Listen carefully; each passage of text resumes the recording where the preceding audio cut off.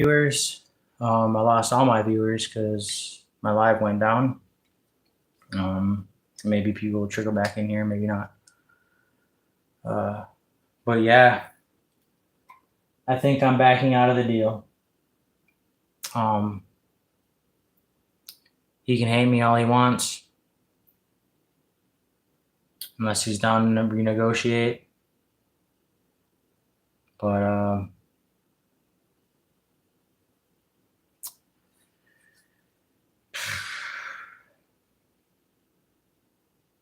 who knows? I don't know what the right decision is. What did he say? Hey, I appreciate you coming back in here. Unfortunately, my live went down because I was on my text messaging too long, I'm assuming. He sent me a message that we agreed upon 2,200.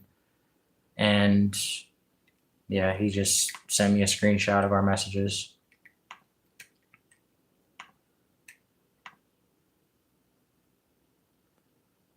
But yeah, I think I'm gonna back out of the deal.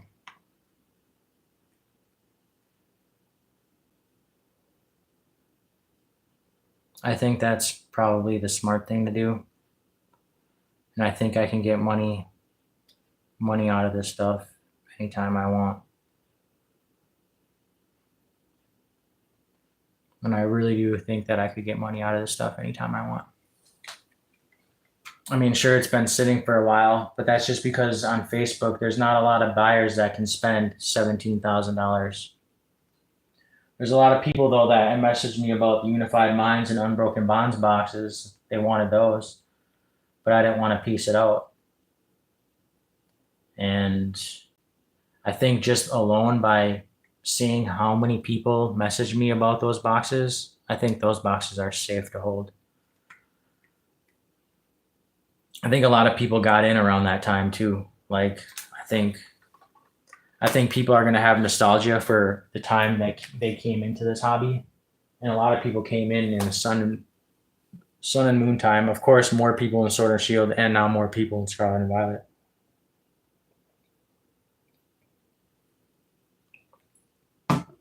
But let's just say Destined Rivals. Destined Rivals is at like what, over $300, and that box just came out. There's no reason why this box should be similar in price to a box that just came out. There's no reason for it. Just doesn't make any sense. And all my boxes are super clean. Like, this doesn't even have it's still not even punched in. Like, they came straight from the case, straight to the acrylics. Like, my collection is super nice. And I think maybe I'd just be getting rid of it. That's kind of what I feel like. I'm just getting rid of it. And I'm not getting full value for it. So I don't know. I don't know what to do, really. I mean, I kind of know what to do.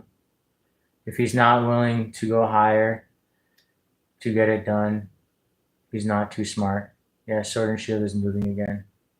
Yeah, I agree. I think if he's not willing to renegotiate, he's doing himself a disservice.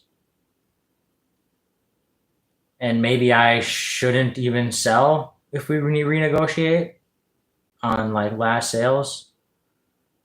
If he's like, all right, we can renegotiate in person, go by last sales.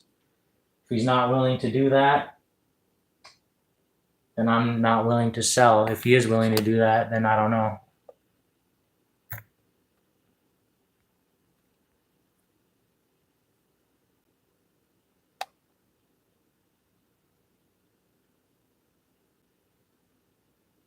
He said he's not renegotiating anything. He said he's not renegotiating anything. If you want to back out of the deal, just say so.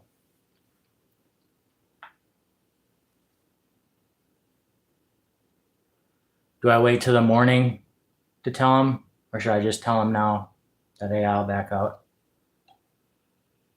Let him go? Tell him now?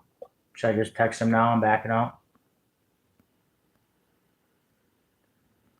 He messaged me a minute ago. I'm not renegotiating anything. We had an agreement. If you choose to back out of it, then say so.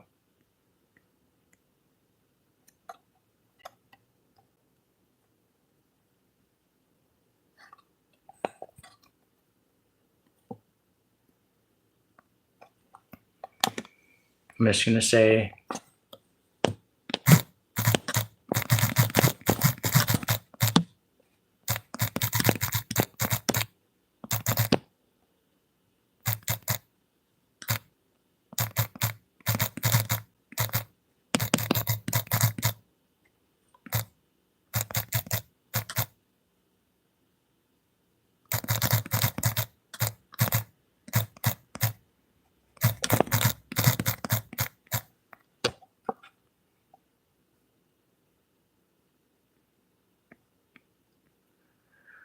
I said didn't have proper time didn't have proper time to what did I say?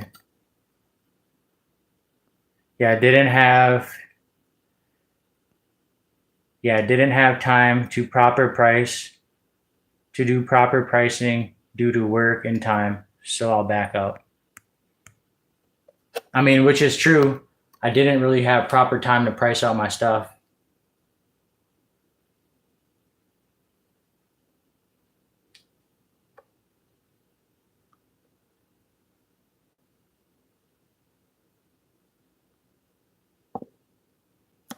Yeah, you think 82% of market for that stuff is crazy on my end?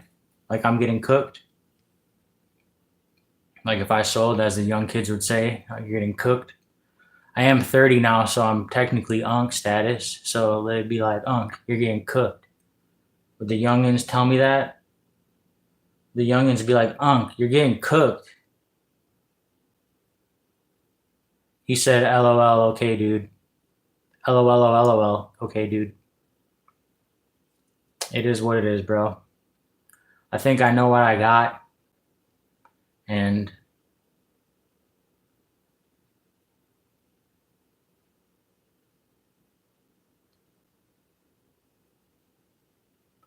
he's getting alter booster boxes.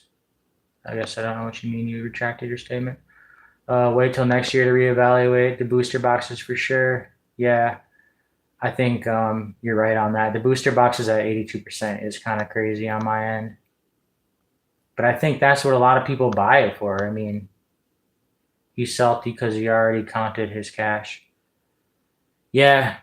And the thing is he wouldn't give me a solid statement either. He first offered me 12,000 cash, 12,000 cash, 6,000 PayPal. And then I was like, no, I need 18,500. This is when I didn't realize that I was missing a couple boxes. I was missing like a Crown Zenith box. I was missing a Sea and Sky box, and I was missing another ETB, a Celebrations, because I want to keep one of the Celebrations. So I took that out. So I took a Celebrations box out, and then I was missing a couple boxes. And so the price came down a little bit. Then it came to 1760 or 17,600. And that was at 82% of market, according to Collector. But Collector is off.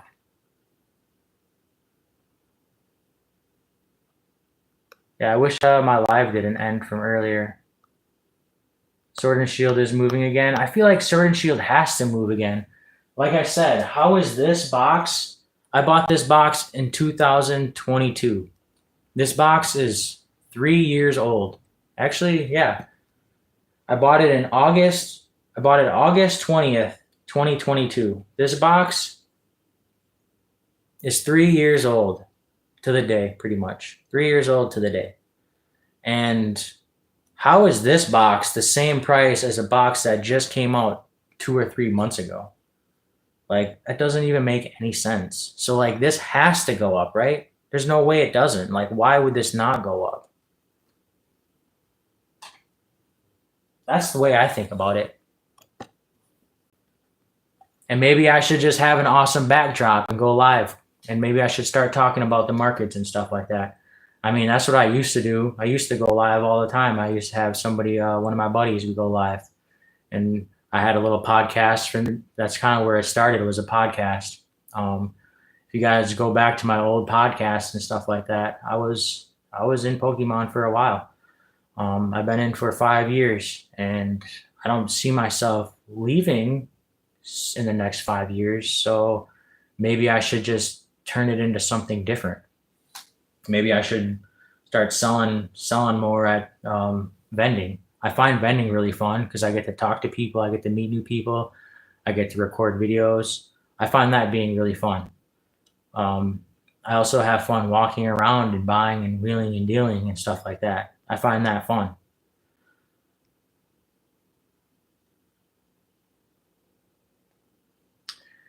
Decisions. I mean, I already backed out, so it is what it is. I know I will get. It will. I got chilling for 80, so I have nothing to lose by holding longer. Yeah, and that's the way I look at it too, in a way. Like all this stuff behind me, I paid $7,600 for it because I calculated it out. Because I like to put a little sticker price tag when I bought it and how much I bought it for. So everything behind me, I bought for $7,600.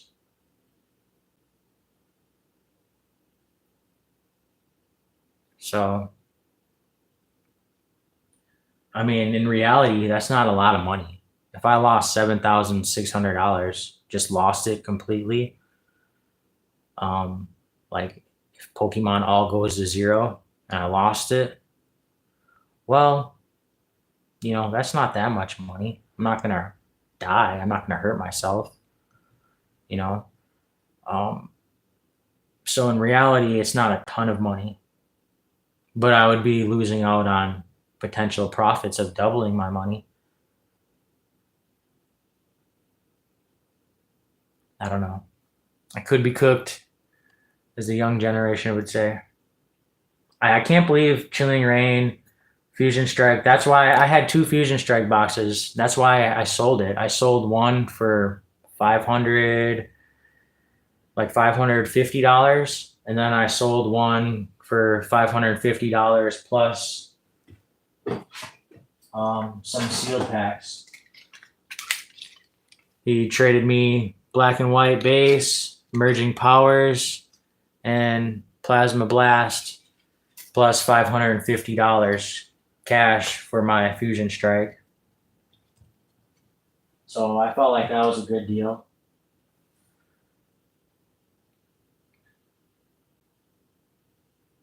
Who knows? Fusion Strike could hit 1,000. I think Fusion Strike is a pretty box too. It's pink. I like the boxes that are colored.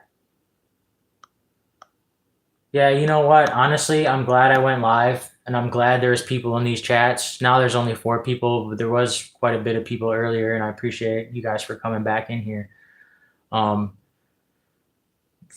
we had 30 people in here at one point, plus 30 plus people, and that's the most I've ever had in a live ever. Well, actually, I take that back. Solo live. I think when I had Nostalgianomics and Dan Ketchum Collectibles on here, we had around that many people too as well. Um, and like I think I could get rid of this stuff pretty easily. So I don't think I'm burning. Even if I am burning a bridge, there's a million more bridges out there. So if he doesn't ever want to do business with me again, so be it. Um, I I don't know. I think I made the right decision by backing out of the deal. I'm losing potential profits. 100% losing potential profits because I can reevaluate this stuff and sell it for more. So why would I not do that? It's okay to take some profits, but in this market there is a re this market there isn't a reason to sell unless you actually need the money for something, in my opinion. You can always consign sealed and slabs. Don't worry about it. Yeah. Shout out to the Green Shiz. He even said I should I should consign it with him.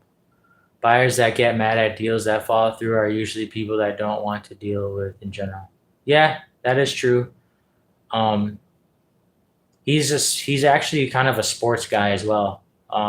Most of his cards in his case are sports. Um, he had ponchos because he bought them off somebody, and then they all pretty much doubled. And then he bought mine that same show because I was trying to shop it around because I traded my sealed stuff. Actually, I had more sealed stuff. I traded about 2,000, like almost $2,000 worth of sealed stuff, and $600 for the poncho. So I traded about $2,000 worth of sealed. I had another Brilliant Stars box. I had another Chilling Rain box. Um, I had another Silver Tempest box, and I traded all those for a Poncho Pikachu, and then I ended up selling the Poncho Pikachu like a few weeks later to that guy that was potentially gonna do this deal with, and then so and he bought all the other Poncho Pikachus from these two kids, and they're probably upset about selling because they all doubled. He bought the skull from the Magikarp, um, and I think a Rayquaza from them. And he bought them all probably for like 2,500, and he probably sold them all for 3,000 plus 3,500. So I know he does a lot of sports cars, and he went to the national, and he just had those ponchos which he probably sold. He's probably trying to get more into Pokemon because Pokemon is doing big things. That's my guess.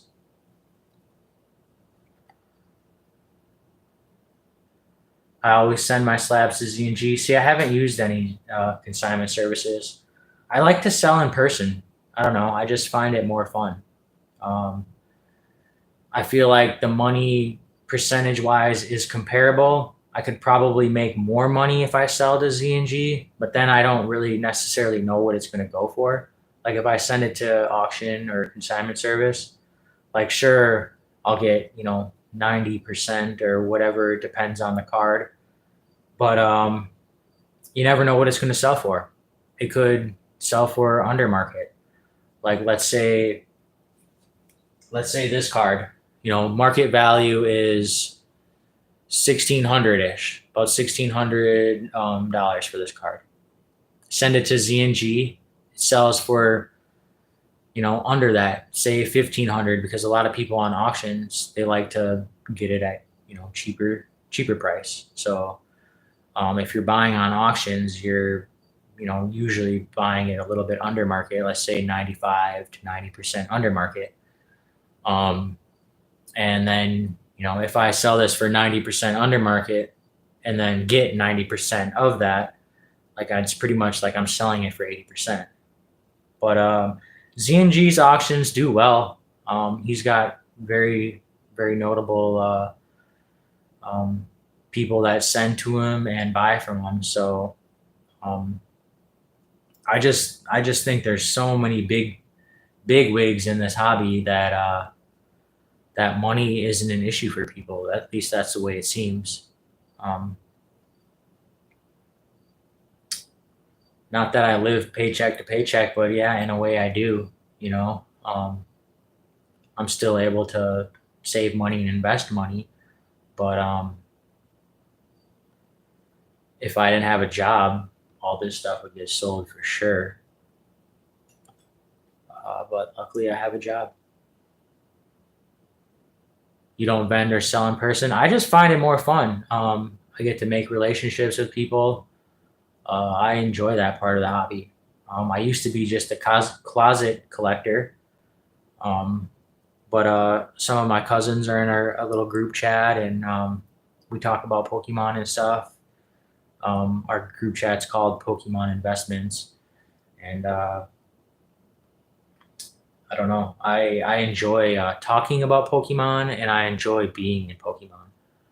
So I think that's why I like going to these shows because I get to see familiar faces. They all enjoy Pokemon. Some of them just enjoy money, which is okay. I think the guy that I was going to be selling to tomorrow, I think he just enjoys money. He doesn't actually enjoy Pokemon. I believe he's a little bit too old to be into Pokemon. I would guess he's 10 years older than me, so we'll just say he's 40. I think that's a little bit out of the range where Pokemon is actually something you enjoy. Um, where I still enjoy Pokemon. I do enjoy it. I enjoy a lot of things about it. I enjoy these cards. I like this. I enjoy it. If like, if I didn't enjoy this, I would sell it. But I actually enjoy these things. Like I like to look at it. This one has a super nice swirl in it and I just enjoy it. I could be you could call me crazy for having $2,000, $1,500, $1,500. To the average person, if I told them how much money this is right here, they would be like, "Bro, what? Why would you have that much money in cards?" But when you tell people in the Pokemon hobby, they don't. That's not a lot of money, which is pretty crazy because if I talk to people in my normal life, like I go to the gym pretty much every day. Um, and let's say there's people that talk in the sauna all the time. Let's just say I'm like, yeah, I have $70,000 in Pokemon cards. People would probably be like, "You're crazy, dude! Like, you have how much money in a kid's game?" You know, people would kind of look at me crazy. I appreciate you for being here too, TDC. I'm looking forward to meeting you. I'll check my Instagram after this live. Probably won't be live for too much longer. I should probably go to bed in like 30-ish minutes, so I'll probably hang out for a little bit longer. I think I might start doing some lives more again. I enjoy just talking to people. A lot of the times nobody's in here, so I can't really talk to the void forever. But if people are communicating in these chats, I will definitely go live more. I enjoy going live. I kind of stopped going live because just I didn't really have much engagement. But if you enjoy these lives and you want me to continue to go live, um, leave a subscribe. I would appreciate that. And I'll go live again maybe in the next week or so, maybe in 2 weeks, maybe in a week, and maybe we'll look at my investments again, and maybe I'll hold this stuff, and every couple weeks we can come back and look at my investments and see if I made the right decision or not, and maybe we can just reevaluate things together in live in real time, and we can talk about markets and stuff like that. I enjoy those kinds of contents. I watch Pokey Flips. Just subscribe today, bro. 100%. Hey, I appreciate that. Nigo Stove Me. Nigo Store Me. I appreciate that a lot. You've been in here for pretty much the whole time, and I appreciate you for being here and contributing to these chats.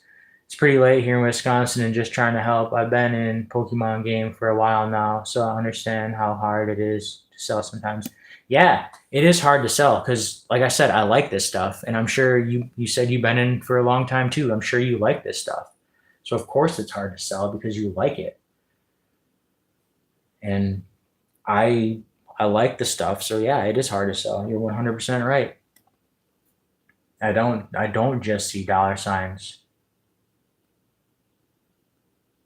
Yeah, people outside the hobby, they don't get it for sure.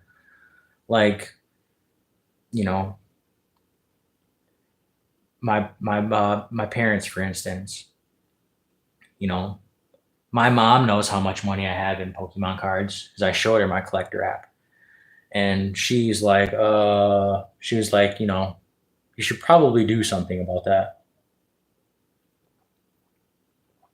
But like that's their generation. They don't really understand collectibles.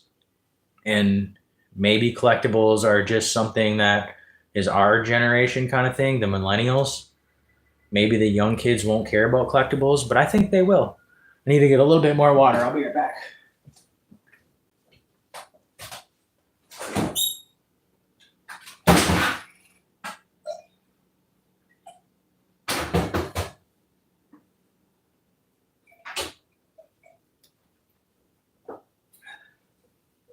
I think the young kids in the future could care about collectibles. Maybe I'm wrong. Maybe only kids will care about Fortnite skins but there's a lot of kids in this hobby. But I don't know when is the right time to sell then? In 10 years? In 20 years? 20 years I'll be 50. 20 years is when I want to retire. That's my plan. The 20-year plan. Retire by 50. Is this stuff going to help me retire by 50? I don't know. If I hold it for another 10 years, 20 years, is the Pokemon hobby going to be still strong? I have no idea.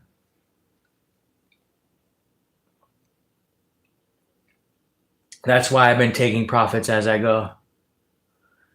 Dude just texted me. See you soon, sweetheart, with a smiley face. What?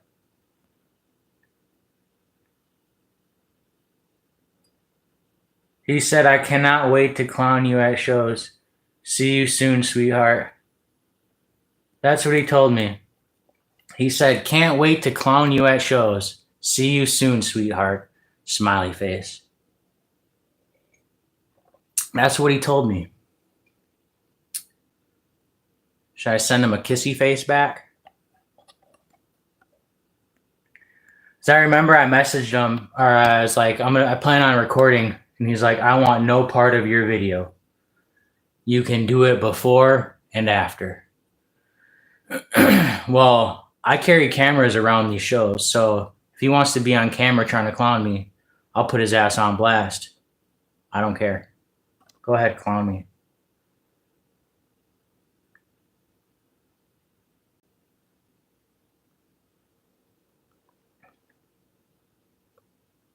Yeah, someone I don't want to do deal. You're right. Someone I don't want to do deals with. If that's how you do business, should I even message him back, or should I just leave it at that? Should I message him if that's how you do business, or should I just be like kissy face, or should I just leave it? I don't know.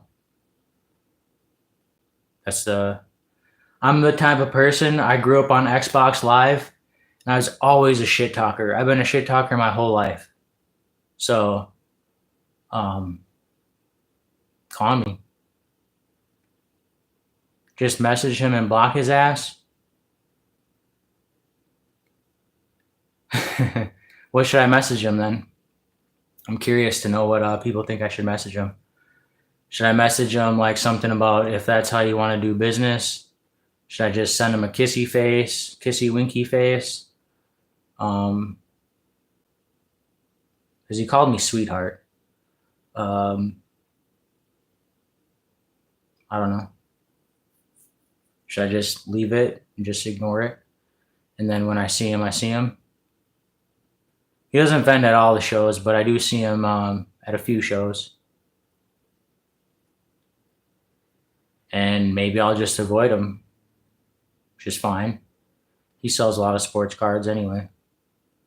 And maybe I'll go to his table, and if he says something stupid, well then it is what it is. Don't even respond, it'll bother him more. Best response is no response, in my opinion. Yep, you're 100% right. People like that love trying to get under people's skin, so no response is what will make him the most angry. Hey, I heard it from 2 people. I won't message him then. I'll just leave it at that. If that's how he wants to be, then whatever. It is what it is. It's his loss. And you want to know what's funny? I will bet you money, because he's doing more deals apparently. He's meeting up with other people because he said, I don't know how much cash I'll have left. Blah, blah, blah. That's what he told me. So it might have to be half PayPal, half cash. And I wanted more cash. And he was like, well, I don't know how much I'll have. And I was like, well, you offered me 6,000, or you offered me first. Oh, I should have audio. he offered me.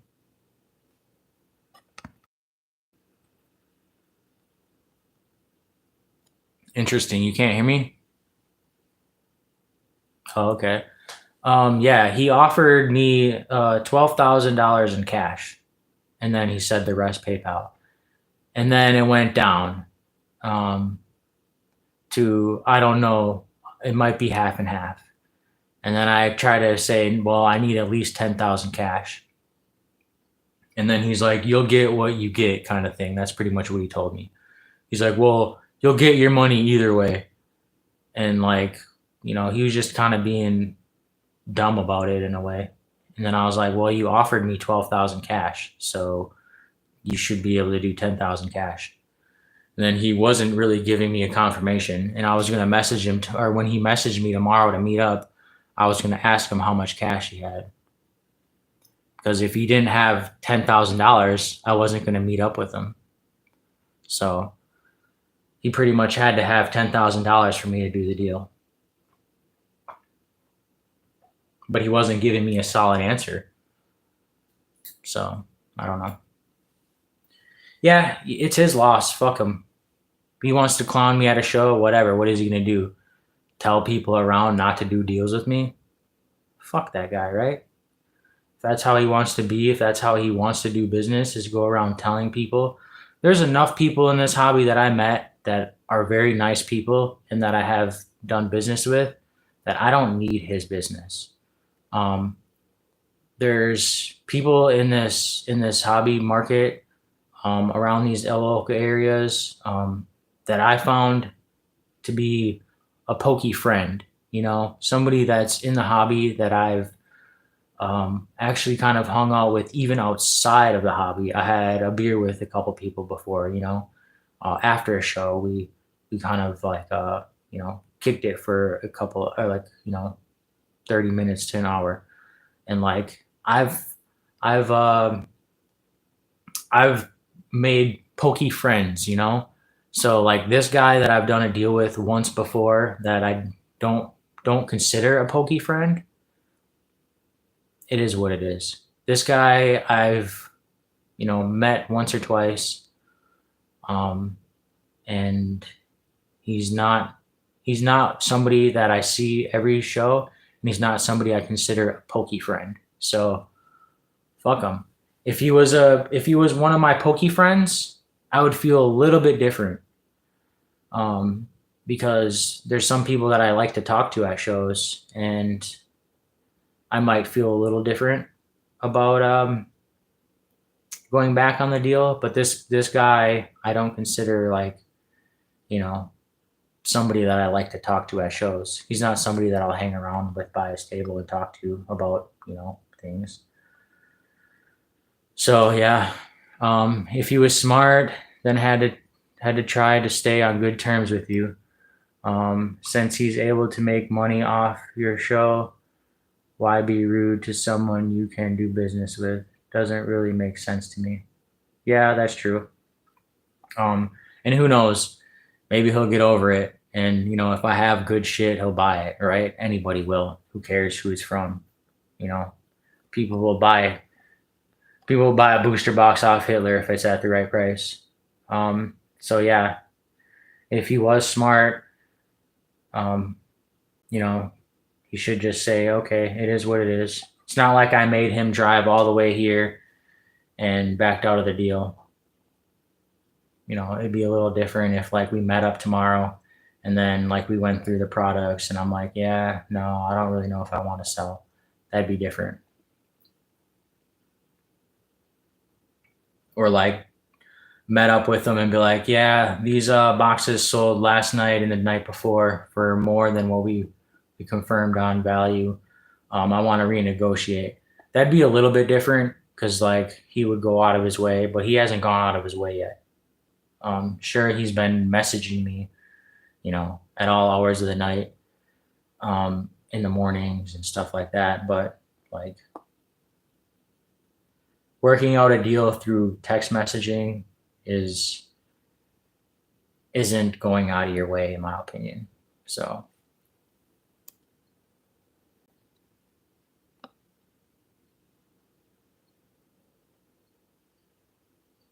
Yeah, he should have came and got it already. You're right. I mean, if we made like it was supposed to be today, and then he changed it to tomorrow. So yeah, I mean, if he really, really wanted it, he should have just came and got it. But it is what it is, I guess. You shouldn't have let me had the opportunity to go live and consult people on the internet. I think you guys honestly helped me out quite a bit. If I'm being 100% honest, um, I I think doing this literally. I've been live for over 3 hours, and it's been like a therapy for me to realize that maybe I'm doing something stupid.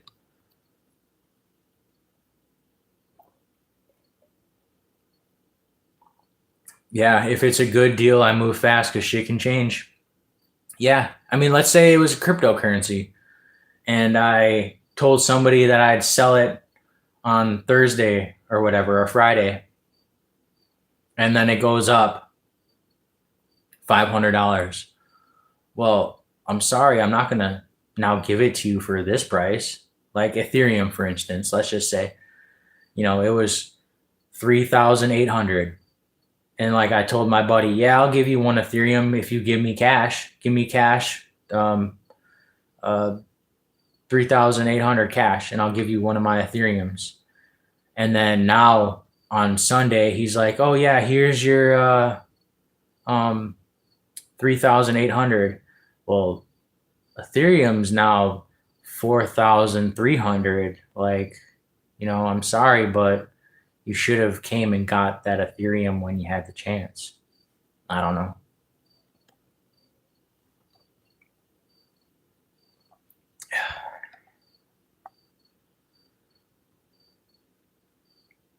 Yeah, I'm looking forward to meeting you, TDC Wanted. Um, the hard thing is everybody on Instagram doesn't have a picture of themselves, so I'll just be. If you see me at your table, you said you're going to be in Pewaukee. I've never been to that show. If you're still in here, but I'll make that. Is there a lot of good Pokemon, or even a lot of Pokemon there? Sometimes I feel like these smaller shows, I'm nervous to drive 2 hours for, because I don't want to drive 2 hours and then there'd be like 3, 4 Pokemon vendors, and then it's just like everything's just modern cards, and I don't want modern singles. Like that's something that I don't want is modern singles. I don't buy that stuff unless it's just a card that I want for my collection, which there's not a lot. I like vintage cards. Obviously, as you can see, I prefer vintage. And I think vintage is going to hold way more value in the future. Like, there's no reason why this card should be cheaper than modern cards. There's no reason for it.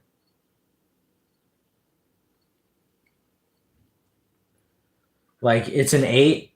People are going to hate on it because it's an 8. Why? Because it has 3 white corners, 3 white little nicks in the corner. Like, who cares? Like, that makes no sense why somebody would value this card. Like, let's say a 10 is probably $3,000, if not more.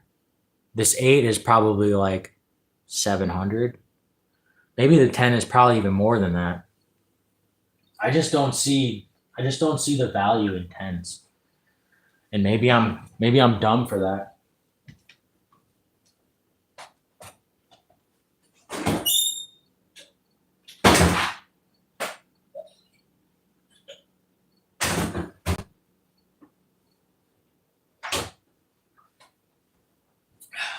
I don't know. I kind of want to message that guy back, but I probably shouldn't. I should just leave it as it is. I don't know. I feel like I want to message him. Like I want to say, you know, clone me if you want or something. I don't know. I don't know. I feel like his just snarky ass remark just makes me like upset about it. Not that I'm upset about backing out on the deal. Like now I'm just more angry at him because when somebody backed out of the deal from me, I didn't really have any hard feelings. You know, he backed out of the deal, whatever. I'm not gonna clown him for it because the guy has a Whatnot channel and he's actually local. I don't go on his Whatnot and be like, this guy backs out of deals, this guy does this, blah blah blah. You know, what is he gonna say? It's definitely a smaller show. 2 hours is far for a show like this. There's always Madison. Yeah, do you vend in Madison? Oshkosh Sunday makes more sense. Yeah, I'll be at Oshkosh.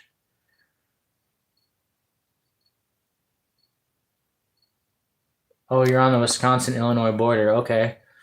So yeah, we're pretty much on the opposite ends of that. Yeah, Madison show kicks ass. The only problem with Madison show is this the start of college football. Um, Texas versus Ohio State. What do I like more? Do I like college football more or do I like Pokemon more? That's going to be the question. It's at the new convention center though in Madison. I haven't been to that one last 2 months ago. Every other month it's at the convention center, which the convention center sounds pretty awesome. So I kind of want to go to that, but we'll see. Honestly, we'll see. Maybe I should just go and just watch college football on my phone or walk around. I don't know. Yeah, I'll be in the TCG room in Madison. Yeah, it's at the convention center, right? And the Oshkosh show, you'll be there.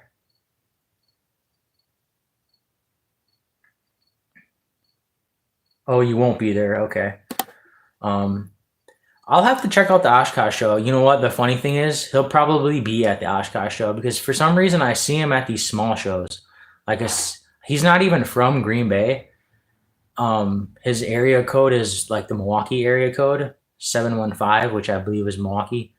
So he's got a 715 area code, but I see him at the small Green Bay show at the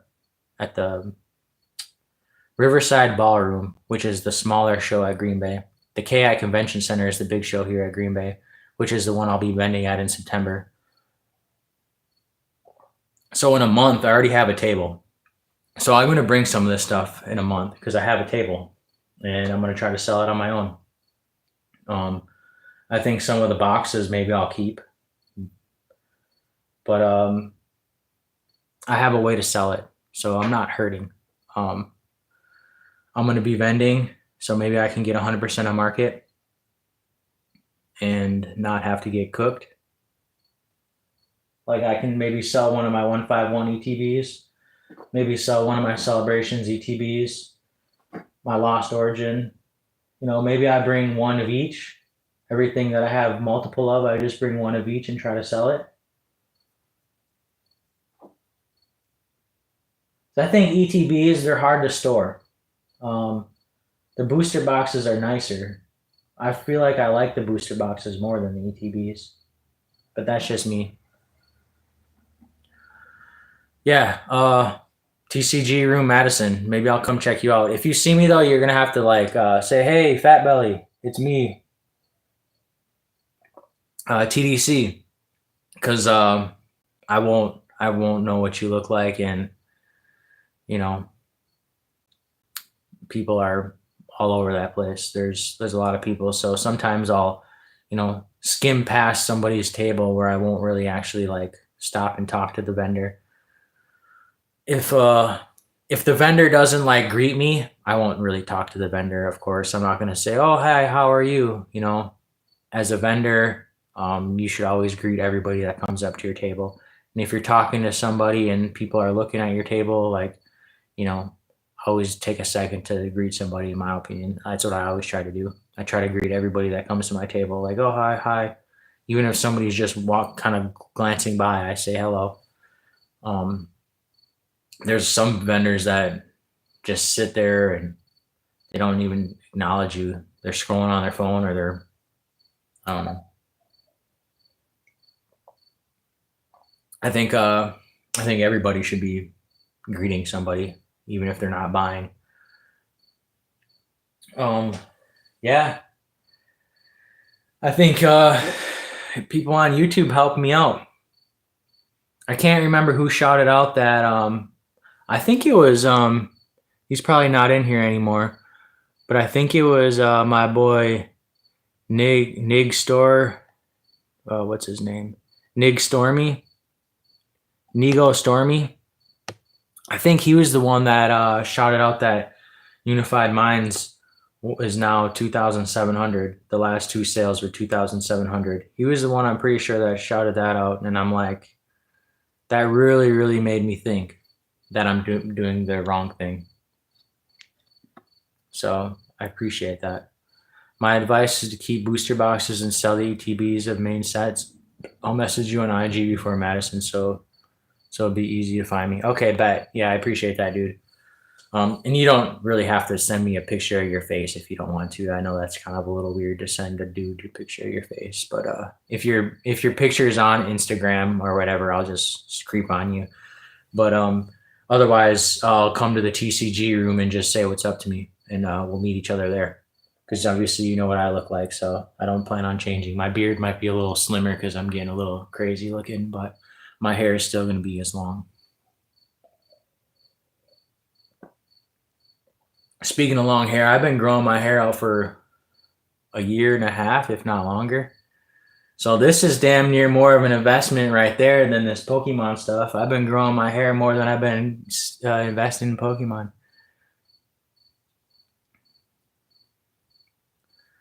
You have a low, ooh, I'm interested. You have a low pop card, a rare low pop card, which will make it easy. I'm interested to know what that card is. Can you tell me? Or do I have to look on your Instagram? I'm interested to know. Maybe I should log into Instagram on my computer. I'm interested to know what your low pop rare card is. Is it like let me guess. It's a black and white or early XY card. Because for some reason those cards have been popping off lately. I knew I should have bought the Phantom Forces Gengar when I had the chance. Now it's just too expensive and I don't want it. Even though that's one of my favorite Gengars. Yeah, I'm interested to know what card you got. So I love rare cards. Personally, that's what I'm into. Rare the better. And that's kind of why I find it hard to sell my Sun and Moon stuff. That's why I backed out of the deal. The Sun and Moon stuff is rare. The Guardians Rising, the Burning Shadows, Unbroken Bonds, Unified Minds, those are rare boxes, in my opinion. Because that was before the Pokemon boom. Those were all printed before 2020. For some reason, Evolutions, though, that thing has been printed to the ground. Now it's becoming more rare, but that was everywhere. I think I'm not exactly sure why that set got printed so much more than other sets.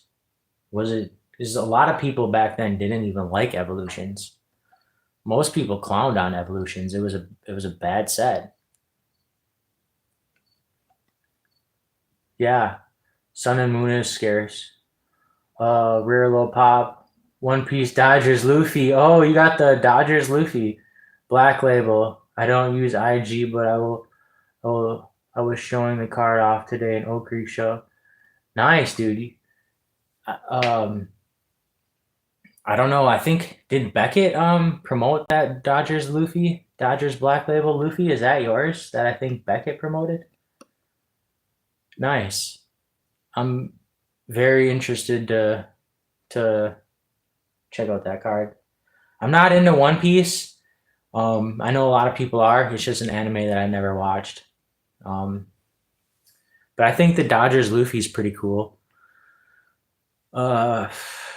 It's probably what my guess is close to $5,000, if not more. I guess black labels are kind of things that you can ask whatever you want for, but my guess is it's over $5,000. I don't even know what a raw one is, but I think the raw one is like what $300, $400, $500. I think. I know people were trying to sell it at the shout out to the Card Launch podcast. I guess at the show at the game, not the show, people were selling it for $300 to $500 at the game to people. So um, it's probably more than that now, but that's what people were selling it for. That's what I've heard. And I also heard that people that worked the game kept some of the Dodgers Luffy's. So it could be like the sealed Van Goghs, like where somebody's just got sealed boxes of them because they're like, yeah, I'm not giving this shit out. This is $10,000 right here in a brick. I'm not giving these away. This is coming home with me. I'll quit my job today. You know, somebody that's working at the Dodgers game, handing out cards, they are not making close to, however much that brick was worth. That's for sure. Yeah, and like you said, stack egg rolls or stank egg rolls. I think Sun and Moon is scarce now. I don't see Sun and Moon often. Maybe like 5 months ago ish, 4 or 5 months ago, I was looking for Sun and Moon stuff around Collecticon Chicago time, the first Collecticon Chicago, which was back in April, and a little bit before and a little bit after. I was buying Sun and Moon stuff. That's where I bought the Celestial Storm, the Forbidden Light, the Guardians Rising ETB. I bought the Guardians Rising booster box. I bought the Burning Shadows booster box. I brought the Unbroken Bonds booster box because I just knew that stuff was going to go up. I just knew it for 100%. I just knew that stuff was going up. And sure enough, it went up. And I just look at it and I enjoy the booster boxes more than the ETBs. And maybe I'm cooked. I'm looking at the stuff. I looked at it as investments, and now I'm looking at it as collections. Maybe I should just maybe I need to go on eBay and just auction this stuff off. Like this, I don't really care about this card. It's a cool vintage card, and maybe it's not worth $55. I don't think it's even that high right now. I paid $38 for it. Maybe I should just get rid of this. Maybe I should just get rid of this. Like I have like stuff that I don't really care too much about. These I kind of like. Like I like this card. I like this card.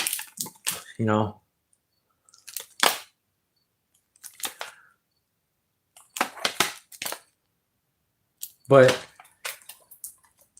I don't know. Maybe I should just liquidate these things. Maybe I should bring my graded card collection down. Maybe I should try to sell stuff on my eBay. Build up my eBay a little bit more. I have probably like 200 feedback on my eBay. So it's not super big. It's not super small. But maybe I should try to build up my eBay a little bit and start selling some cards on there and just auction them off. I don't have a TCG Player account. Maybe I should get a TCG Player account and start selling some of my singles.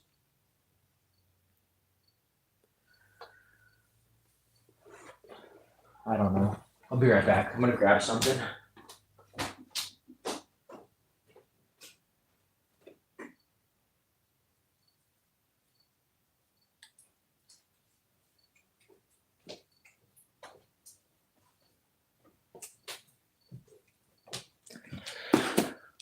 Like maybe I should sell this stuff. Like I bought a ton of these cards. Like there's two on, they're double-sided. Maybe I should sell these. I'm up double on these. Maybe I should sell all of them. One thing that's interesting, I don't know why, but this one has a code card in the back of it. So like, I don't know why this has a code card and this one doesn't. I'm not exactly sure why. Crown Zenith. Oh, Pokemon Center Elite Trainer box. Oh, interesting. This one was from the Pokemon Center Elite. What? I didn't know Crown Zenith had. Well, I guess they do. They have the Pokemon Center ones with like Zacian and Zamazenta. I think those are the Pokemon Center ones. But yeah, I mean, I bought a ton of these. Maybe I should sell these. I looked at these as investments. That's why I bought a lot of them. I have like 25 of them. Maybe I should sell those. I mean, I don't need 25 of these, but could this go to $10, $15? Probably. I don't see why this card couldn't. I like this card. This is a pretty sweet card. It's a cool promo. I just feel like I need to take Poke Profits somewhere, and I just don't know where to take it from. You know, I think that's my dilemma. That's why I was going to sell all my sealed, because I thought that was the easy thing to do, and I thought having all this stuff is a lot harder to move than it is to carry around a $40,000 case. The $40,000 case I can just carry it in my hand. You know, the $20,000 sealed stuff I have to lug around in totes. So I don't know. I just sometimes think about it that way.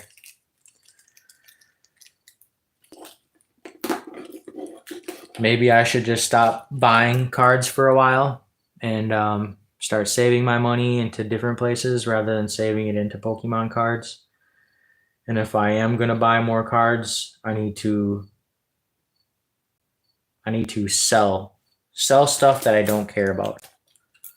Like some of the ETBs I don't care about. These promos I don't care about. And keep the stuff I do care about. I think one thing that I would seriously regret is selling this box. I told myself that I'll never sell this box. That's what I told myself. I'd never sell this box because it's my last one left and it's a memory. And this is the best looking one out of the 3 that I had.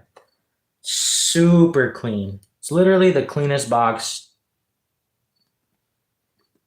And it looks nice. Like I would have this, if I had one box to keep forever, it'd be this one. And I just put it on my shelf and only have this box. I would much rather sell this box and keep this box. I just would.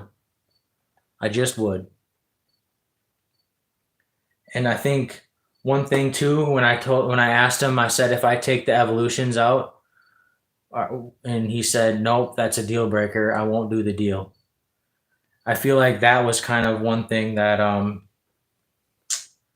maybe was a little bit of a red flag too, because if he's unwilling to do the deal, if I take one item out, which I know it's a big item, but if he's unwilling to do the deal without one item, then maybe he's just not the person to do a deal with. And it is what it is. I'm not doing the deal. And I'm going to keep this box. Maybe if it goes to 5,000, maybe I'll sell it then.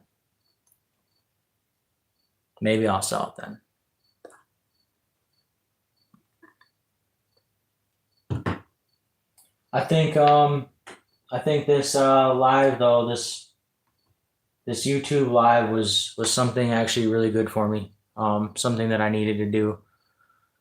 I think I was able to talk over my thoughts with a lot of people.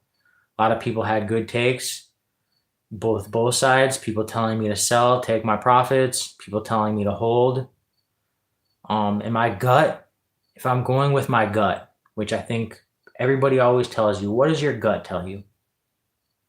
My gut tells me to hold it. That's what my gut tells me. And I think I'm going with my gut. My gut says don't sell.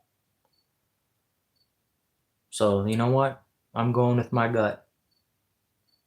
And I think that's the best thing that you can do. I'm sure I might sell some things, like I'll probably sell this.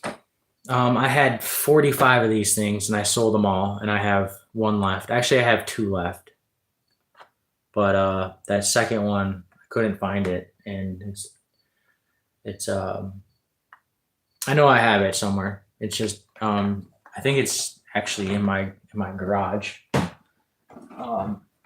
But I know I have one of those. I think that Legendary Warriors box, I think that's super undervalued. It has a lot of packs in there from the Sword and Shield era, and it's only $100. Like, I think that's only going to go up. And one thing too about these boxes, people don't really value the thing about boxes is people don't really value the condition on them, which is surprising. All my boxes are freaking super clean. Like the tops aren't even punched in on any of these. Like these boxes are super mint. And I think if people care so much about PSA 10s. Like I think mint boxes are going to be a thing. And I don't see why a grading company won't grade these in the future. How hard is it to authenticate this?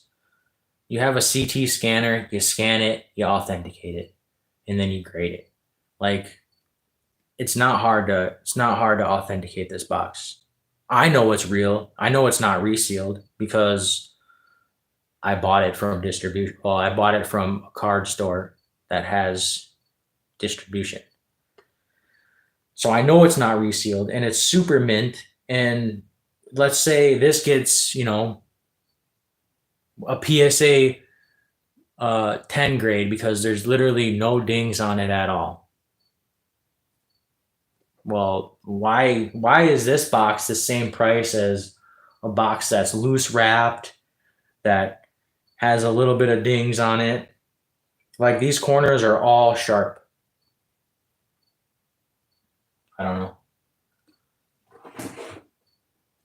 I just don't think people are valuing the conditions on boxes. Like this box, super clean, Rebel Clash. I think this box is undervalued. Nobody likes Rebel Clash. It's a shitty set, but it's a nice box. And I think people are going to look at boxes more as a collection piece rather than what's in the box. Because at a certain point, what's in the box doesn't matter. Nobody's opening boxes. I mean, you're stupid to open up. You'd be stupid, in my opinion, to open this box up. You'd be dumb. So, like, this is a collection piece. This is the collection right now. Like, nobody's opening this box. This box is super mint.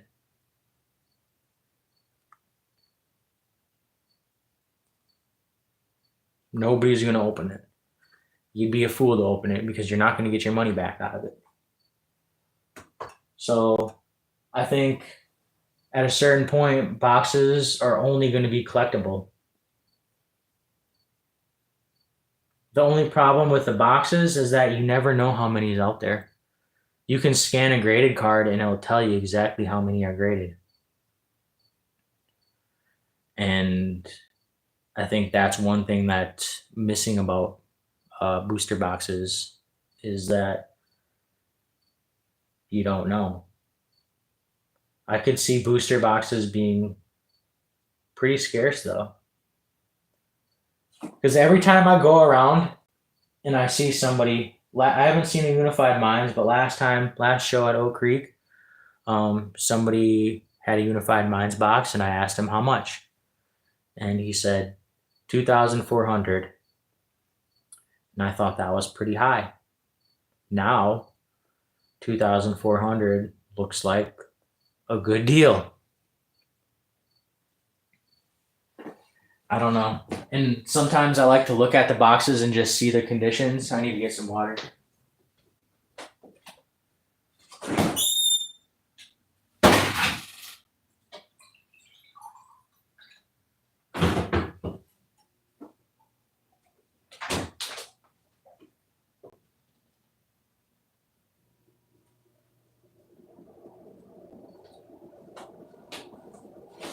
Every time I look at one of the boxes, like a Evolutions box, I always like to look at it.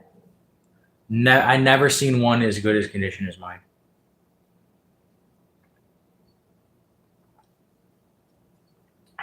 Ever. None have ever been as good as condition as mine.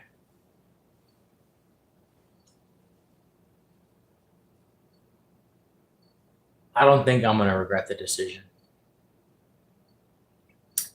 I really don't. I think, however, like my gut is telling me I'd regret selling.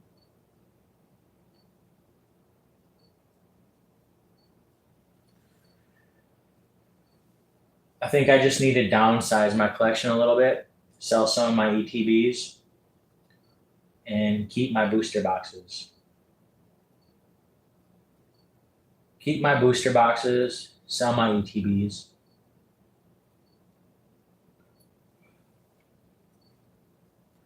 I think that's the move. I think I'm gonna piece them out. That's one thing I didn't want to do was piece things out because I just wanted everything to go. But I don't think that's the right move, especially when I think things are still undervalued. I really do. I really do think these things are still undervalued. Like the most modern stuff is the same price as things that are 2 to 3 years old. Like, just doesn't make any sense. Like, I get 151. Like, everybody loves 151. But how is 151 the same price as Guardians Rising ETB? I think Forbidden Light is like 450 now. So it's not close. It's not really that close. But I got the Forbidden Light for 300 not too long ago.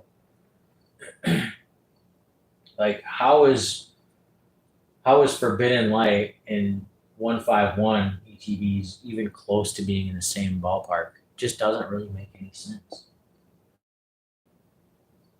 Like Obsidian Flames, $100, just doesn't make any sense. Like that Forbidden Light box, you can. Would you rather have the Forbidden Light box or 4 Obsidian Flames ETBs?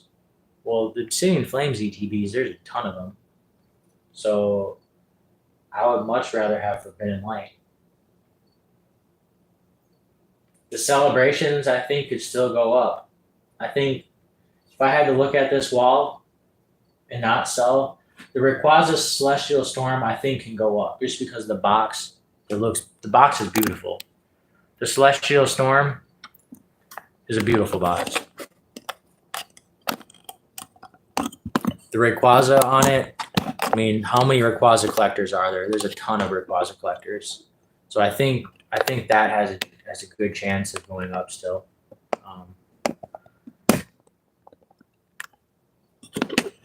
I think Evolving Skies, also beautiful boxes. I think those have potential to go up as well. Because at a certain point, the boxes are just going to be expensive because they're collector pieces. And if I'm looking at this wall right now, what would people want in their collection? Well, the 151 ETB kind of looks ugly in my opinion.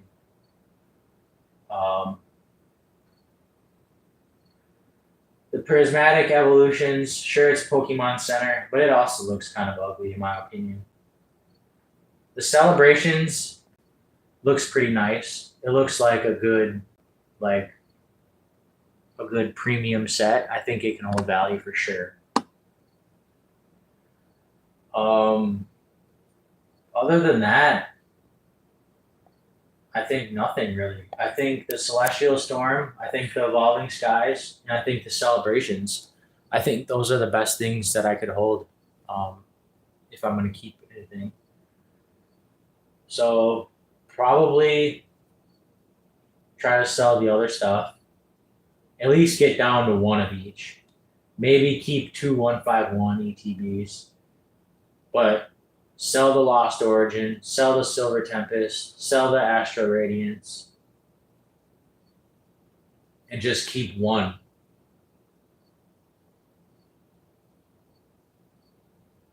I don't know. Temporal Forces. I don't like how they do 2 artworks. Maybe I should just get rid of those. I don't think those look very good. Like, those boxes are kind of meh. The Scarlet and Violet base boxes are kind of meh.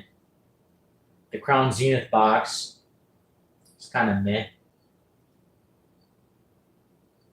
And there was a ton of those Crown Zenith boxes. I don't know. I don't know.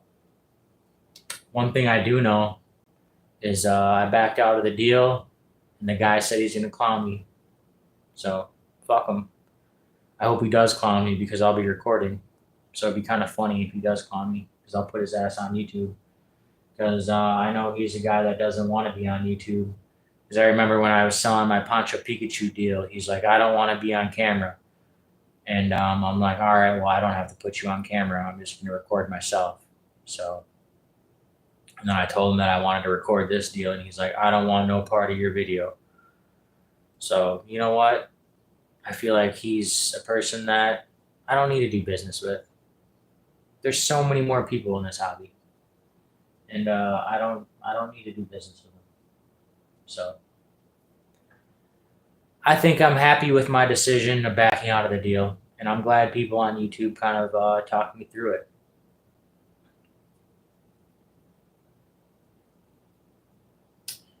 I think it was a good decision, and only time will tell. I'll know by this time next year whether I made a wise choice or I'm regretting my choice. But I don't think if I'm sitting here today, 1 year from now, I don't think it's going to be any harder to sell this stuff. Sure, it could go up, it could go down. Let's say it goes down,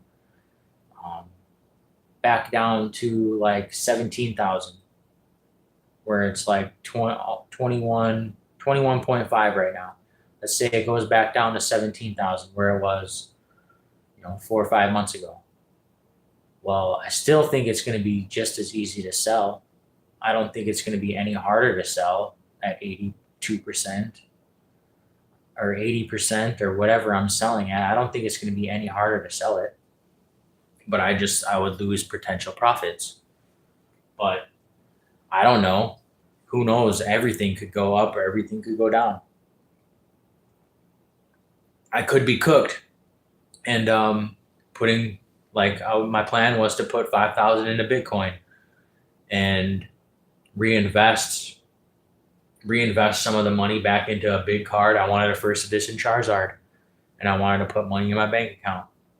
So, a first edition Charizard, I don't really see it going too far up. I don't really see it going too far down. I feel like it's a safe investment.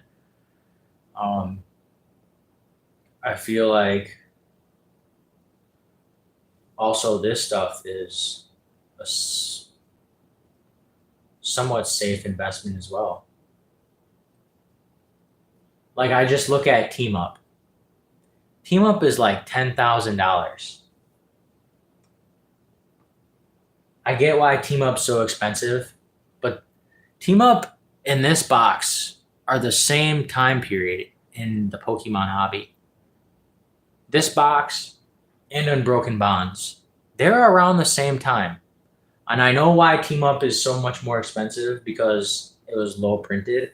But there's going to be a point in time where people are going to look at Team Up and be like, wow, Team Up's $10,000 and Unified Minds and Unbroken Bonds are only at 2,500, maybe 3,000. There's no way that this box should be significantly lower than Team Up. If Team Up's 10K, this should be worth 5K. That's my opinion. Because at a certain point, everything's going to be scarce. This box is already scarce, in my opinion. There's not a lot of these. You don't see them very often. I don't know if I've ever seen a Team Up box. Maybe at Collecticon. I'm sure I have. But I don't think anywhere local. I've seen a Team Up Build and Battle box, which is honestly probably more rare than the booster box.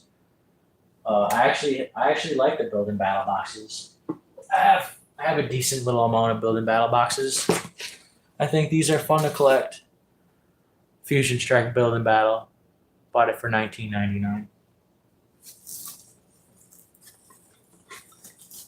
I think these are fun to collect. Battle Styles, Build and Battle. Evolving Skies Build and Battle. I don't have the booster box, but I got the Build and Battle. We got Silver Tempest Build and Battle. I paid $15 for this. I don't know what they're going for. The Build and Battles don't really move too much. But I think these are collectible. Astro Radiance Build and Battle. I don't know. I like the Build and Battles. And look how kind of they fit perfect in here. Storage on these is super easy. The Build and Battles are kind of nice. I mean, Vivid Voltage Build and Battle. My oldest Build and Battle is Steam Siege, everybody's favorite set. Steam Siege. Maybe I'll start collecting Build and Battles. Because I think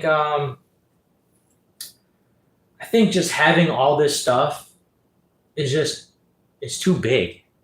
I need something that I can carry very small, like putting stuff in a box is nice. I don't think I should have more than 2 totes. That's a lot.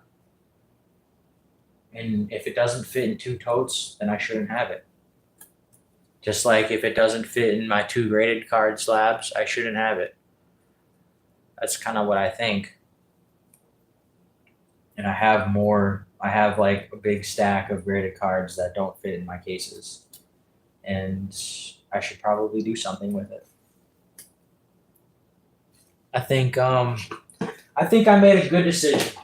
I feel happy about it. I think I can get 80%. I mean, he pretty much was offering me 80%. I feel like I can get that anywhere. Anywhere. I should probably go to bed. It's 12:17 my local time. I've been ranting to the void for long enough. I appreciate everybody who found this second live.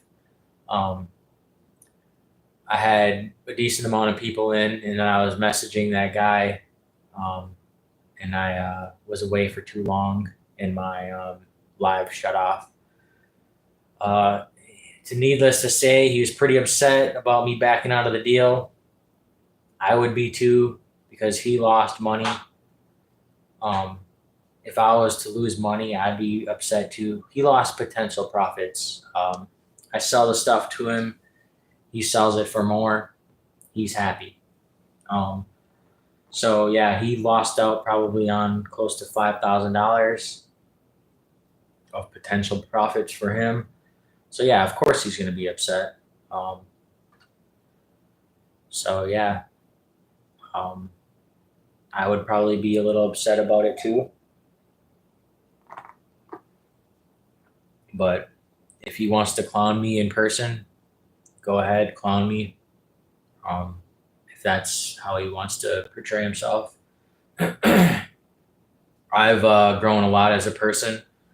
I was always the type of person, like I said before in the earlier lives. I grew up on Xbox Live. I've always been a shit talker, so I needed to reevaluate my personal self, and I need to not be so emotional with things, not one to snap on people, because that's how I used to be. I used to be a person that would snap, but I think I've changed quite a bit as the years have gone on. I don't hold grudges on people who've done me dirty. I don't like to hold grudges. I think that's not a good way to live life. Doesn't necessarily mean you have to forget, But I think being able to not necessarily forgive, but just move on. You know, life is too short to hold a grudge on somebody who may have done you dirty, whether it's stole money from you, whether it's, you know, sucker punched you in the face, whether it's somebody that kicked you while you're down, whether it's somebody that backed out of a deal from you, whether it's things like that. I don't think you should hold somebody. I don't think you should hate somebody forever. I think there's a moment in time where you have to just move on and let it go. But doesn't mean you have to forget. And maybe he doesn't ever want to do a deal with me again, and so be it. I don't need him to sell my stuff. He's not somebody that I need to sell. So this stuff can I guess collect more dust. But I think personally I'm making the right decision. I don't know. I think I'm making the right decision. And I think maybe I should just downsize and sell a little bit here and there. Because when I look at this stuff, I don't want this big giant wall of ETBs. I don't need it, and I don't want it. When I look at the booster boxes, I still want them. I still want the booster boxes. And I think I would regret the decision. And I don't need the money. Like I just said earlier in the live, I sold a card that I bought in Collecticon, which was back in April, and I sold it a month ago. So, what is that? April. So, in 3 months, I made $2,000 profit on a card. $2,000 profit in 3 months. This stuff, I'd be profiting. Most of my profits would be in Unified Minds, Evolutions, and Broken Bonds because I got in very early on those. But most of my profits would be this and this. I paid $100 and $100. So like I'd be getting, let's say, a little over $3,000 profit if I sold those tomorrow. But these took way longer to marinate. Way longer to marinate. I bought these back in 2021 to make let's just say $2,000 profit, which would be a little less, 1,800. So let's just say, $2,000 profit on this, 1,500 profit on that. Well, those took way longer to go up. So like it's harder to sell. Whereas something that went up $2,000 in 3 months, that's way easier to sell. Because that I didn't even have that card long enough to love in a way. Like the Evolutions box, I love that box. That's my favorite box for sure. It's 100% my favorite box. One, because I love Charizard. He's my number one. And two, the box just looks nice. And I think it's a good decision. And maybe I should just take my collection off of Facebook and maybe just put onesie, twosies, ETBs on there and see if people want to buy them. I don't know. It's a tough decision.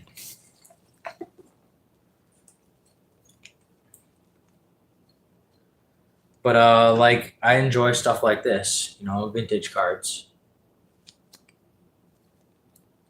I enjoy these kinds of things. This is what I paid for.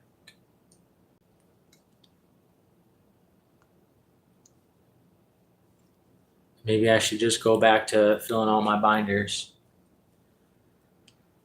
I want to get all the WotC hollows. That's my goal. Every single WotC hollow in a binder. That's one of my goals.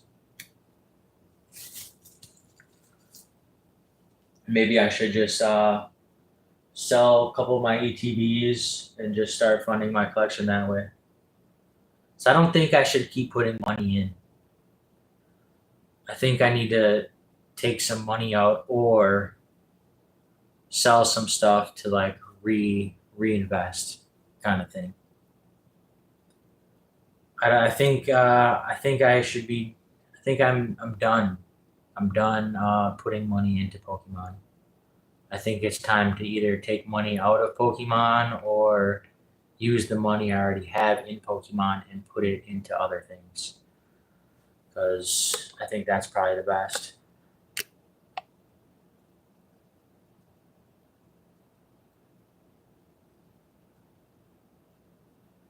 Sorry, I actually haven't been checking out the chat. My fault. For some reason, it wasn't loading.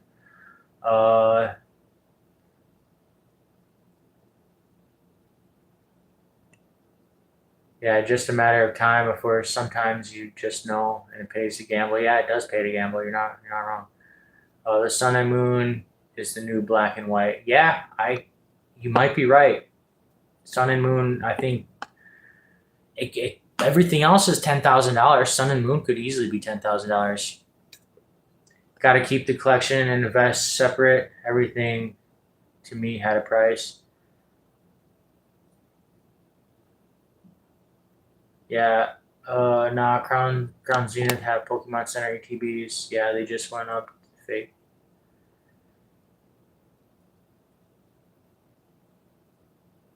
Like fake UPCs. Yeah. Sorry guys, man. My chat was not loading, so not my bad. So whatever you feel comfortable selling, I personally would start with the ETBs and harder to carry and more expensive to ship due to their size. Yeah, you're 100% right. I think my expensive booster boxes, like I could walk around with at Collecticon with this in my case. You know, it fits in my case actually. I would have to take out a lot of graded cards, but this actually fits in my case and I can walk around with it. Whereas ETBs, you have to load around in like a suitcase roller, which that's what I was doing at last Collecticon. But you are making money just holding it. Yeah, I mean on paper.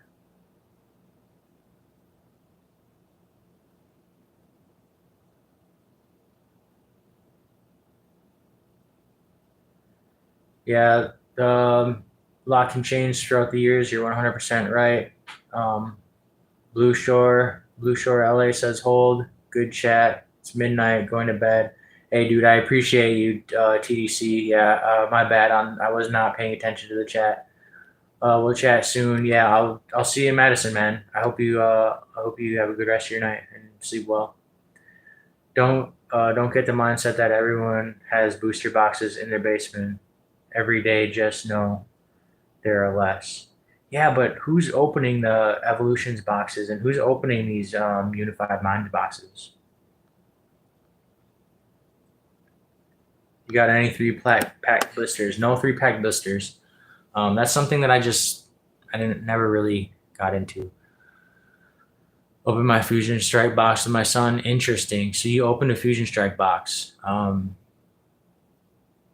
When and how much did you pay for it? That's kind of what is and also was it a damaged box? You know, I think that plays a big factor in it too. Like the boxes that I have, the tops aren't even punched in, so it's like I think you'd be a fool to sell a mint box. I mean, not a fool to open a mint box. Like if you're gonna open a box, it should have dents on it. You know, that's how I look at it.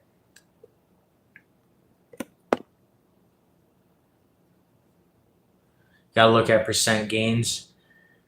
Yeah, if we're looking at percent gains, then my Lost Origins and my Silver Tempest and my Pokemon 151s, those are all up 3x plus. My Lost Origin boxes I got for $20. Silver Tempest I got for $20. Crown Zenith I paid like $45. 151 I paid $45. So like the percents are there. Like, those are the boxes that I'm up big on. Celestial Storm, I'm only up double. So like if we're looking at percent rather than value,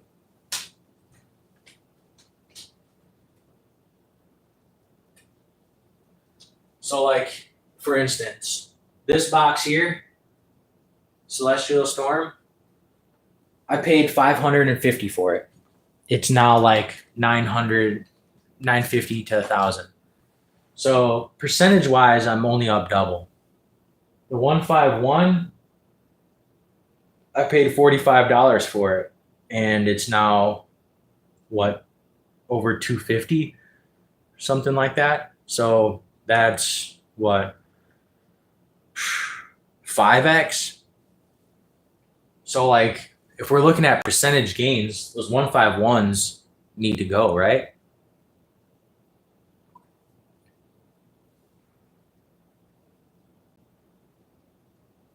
I feel like the Celestial Storm has more long run value. I mean, the box looks nice. And I've seen the guy literally open an ETB case and give it to me at Collecticon. So it's super clean. Probably the cleanest ETB I have. Other than maybe the Evolving Skies are pretty clean as well. But the Celestial Storm is by far the cleanest box I own. I literally seen the guy open the case, take it out, and give it to me. So, like, that's a box that I don't want to sell just because of how clean it is. And I feel like in the future, like, people are going to care about that. I care about it. I'm not buying something that has a rip in it or that's all scratched up. And I think that should be. I think ETBs, if it has a rip in it and it has scratches on it, it's going to make the value go down. Booster boxes, if they have dents in it and loose wrapping, I feel like that should make the value go down. I do have one box that's this is probably the only box that's a little bit loose wrapped. But this box has no dings on it. It's pretty mint still. The corners are sharp. Just the wrapping is just kind of loose on it. And it's one of those boxes that just is the only box that I didn't get. That's pretty much case, because could be case fresh, but the wrapping is just a little bit loose on it. Also this box too.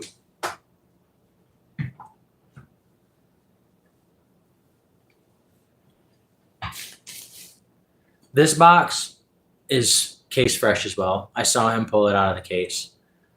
The top is not even punched in. Probably, if not one of my cleanest boxes. Tight wrap.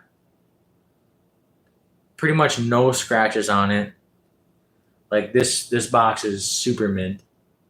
This box and my Evolutions box are probably my mintest box. And this box I really like too because Ho-Oh is one of my top Pokemons in a way. I think he's underrated Pokemon. And I just like how this box looks. It's a pretty nice looking box, in my opinion. This one, Guardians Rising. This one is not damaged because it's actually still pretty clean. But when I did the deal with the guy, there is a little bit of like, let's see if I can find it.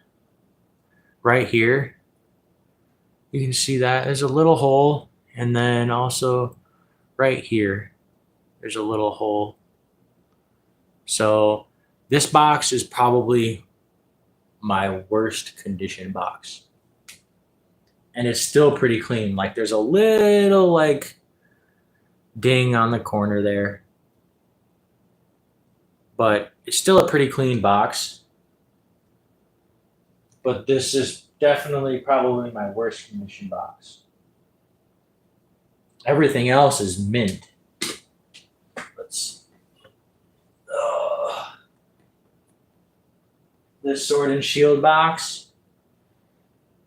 This one's pretty mint as well. I got this. Shout out to the Game Capital. I got this over there. For $325.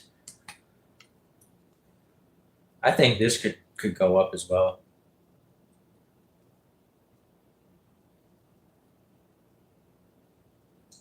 Who knows? The world may never know until a year from now.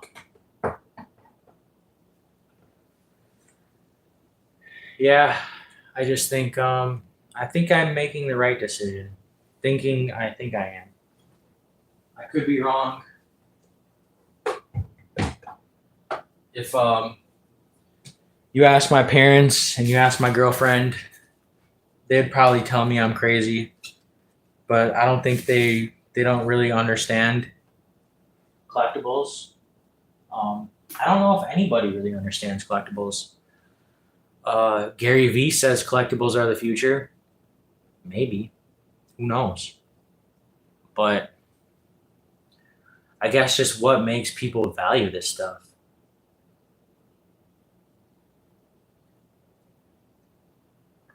Like, it doesn't really do anything for me. But I guess, what does crypto do for you? You know, I put some money into crypto. What is that going to do for me? That's literally just numbers on a screen. This stuff I can actually hold and enjoy. I can actually hold and enjoy this. It's not just numbers on the screen. And, you know, I can hold and enjoy this. You know, I can hold this and enjoy it. What do I enjoy about it though? Do I enjoy how much money it is? Like, do I enjoy the value? Do I enjoy it because it's expensive? Is that why I enjoy it? You know what I mean? Like, why do I enjoy this? I don't know. I really don't. I think that's I think that's also the hard question to ask yourself. Why do you enjoy Pokemon? Do I enjoy it just because I'm a hoarder? In a way, yeah.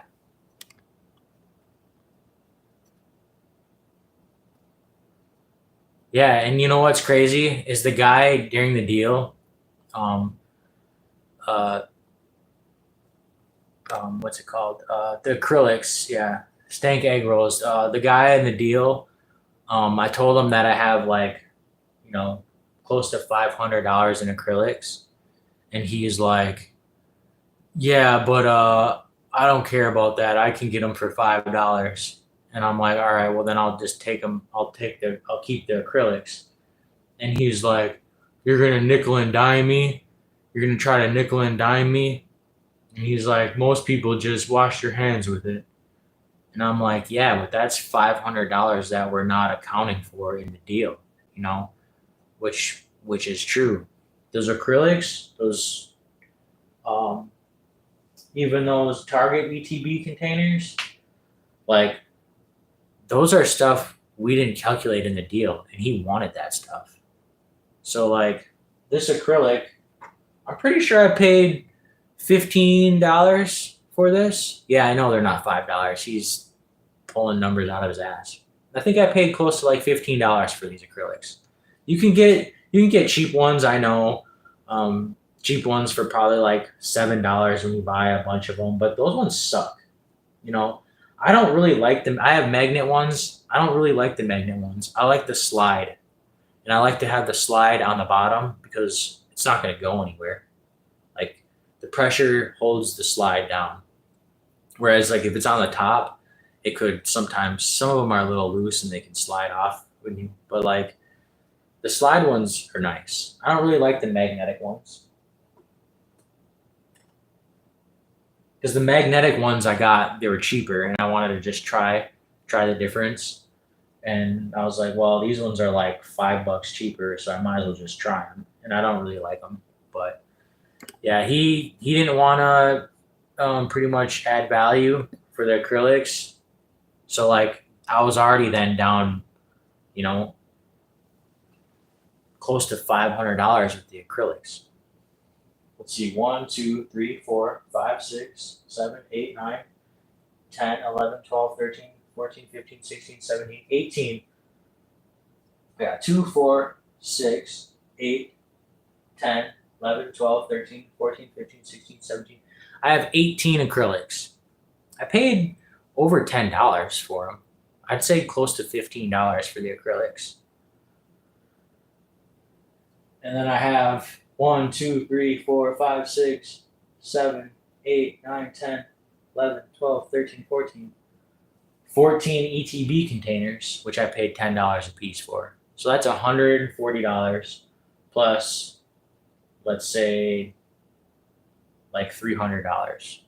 So that's $440 that wasn't accounted for in the deal. You know, that's money. And also I was gonna give them the totes, which I paid I think like I don't know, 15, $20 a piece for maybe back at Sam's Club. Not exactly sure the price, but yeah, that's close to $500 right there in value that he wasn't equating for. You know, and he refused to equate it. So you know what? Fuck that guy. Exactly. You know what? I hope he does clown me. And maybe I shouldn't say this online. Maybe no, I'm not going to say it online. But I have hands, and I'm not scared to throw them. We'll just say that. And that's not a threat.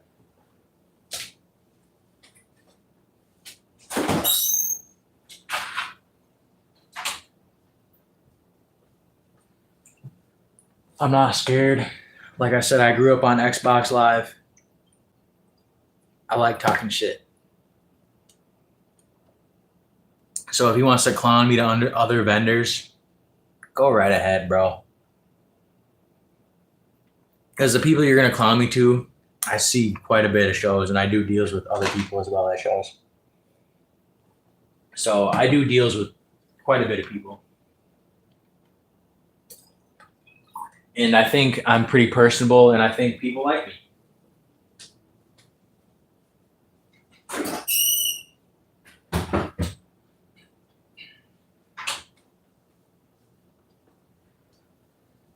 I'm not gonna lie though, I've always had like a bad vibe from some of the people that like make it their full-time business. A lot of the vendors at the local shows that I talk to, Pokemon isn't their full-time business.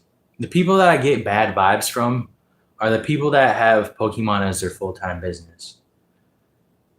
And there's a couple people in particular that I kind of have bad vibes from.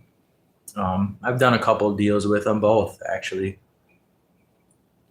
but there's two people that come into my head, and it kind of just gives me bad vibes. They're in the hobby for the wrong reason, in my opinion. I think I'm glad I turned that guy down. I'm glad he's not going to profit off me. You know, it is what it is. Yeah, he was probably he was getting a steal. I'm not gonna lie, he was getting a steal, and nah, fuck it. If it was that important to him, he would have came right away. I mean, if I close a deal, I'm fucking coming. Like, I don't know. It is what it is, man. I'm happy with my decision. I think I just needed to talk it out with people on YouTube, talk it out with myself, and I think I'd have seller's remorse. 100%. I think I'd have seller's remorse. I know I would. because I'd be looking at my collector app in the next couple months, next few months, maybe even a year from now, and I'd be like, man, I wish I still had all that stuff. I wish I still had that. Even if I sell all the little stuff, piece out the ETBs, just keep the ones that I want. I want the Celestial Storm. I want the Evolving Skies. I want the Celebrations. Those are ones that I want to keep in my collection. I can piece out the other stuff though, because I don't really want that in my collection. I really just don't. I think I should keep all my Sword and Shield boxes. I think I should even continue the collection. Maybe I should get the Fusion Strike box back. Maybe I shouldn't. Maybe I should just have a whole.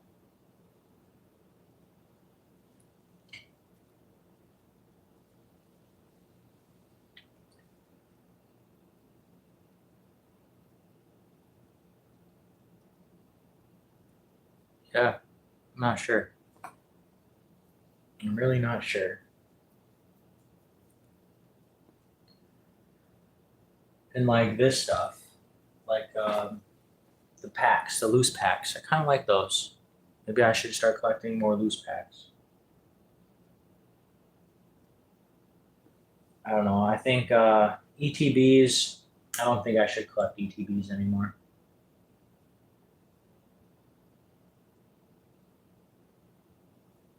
But if I'm not selling now, when is the right time to sell? That's the hard part. I don't know if there ever is a time to sell. But I think the stuff that mean the most to me are stuff that I should keep. And the Evolutions box probably means the most to me.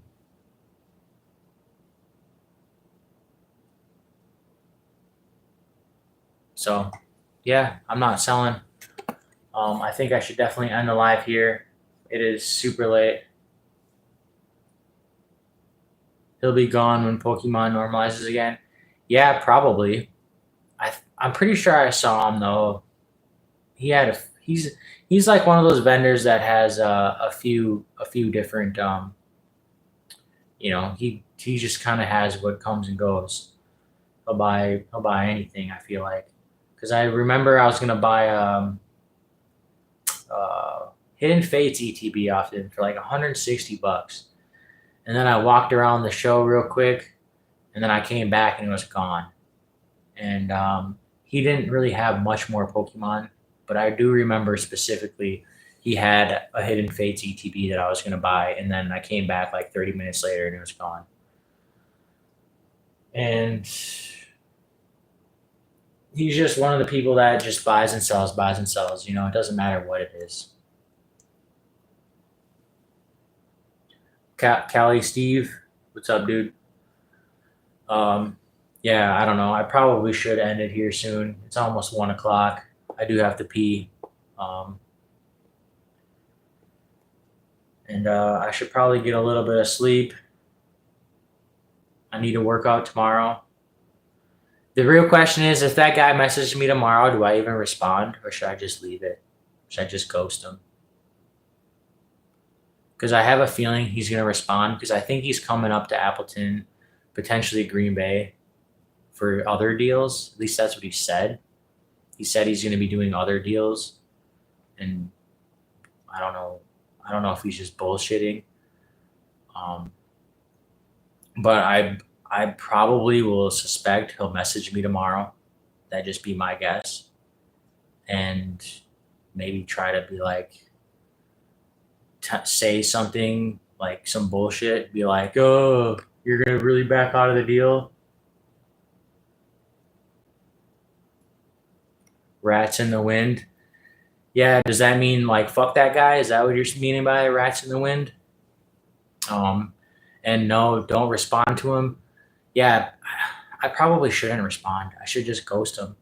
But I have a feeling he's gonna message me tomorrow and curb him. Yeah, I kind of want to make a smarky remark to him, but then maybe I should just leave him on red. So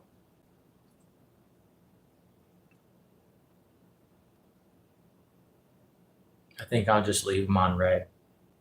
Because I have a feeling he'll message me tomorrow, especially if he's doing deals in the area. Because I know he's from not the area. I think he's from like Milwaukee area, which is close to 2 hours away. If that's what he is, because he's got a 715 area code. So I think he's from that area. Um, so if he's driving up to this area, I'm sure he'll try to shoot me a text message to be like, "Hey, I'm in the area. Let's do the deal." Um, and he probably, if he's smart, he would come at me and be like, "I have all cash. Let's do the deal." And you know, if he doesn't say something like that, then there's no reason for me to do it. If I'll come back, I gotta take. Um, let me go take a piss and I'll be back. I won't end it yet. People are always want to take advantage of your, yeah, stewardship.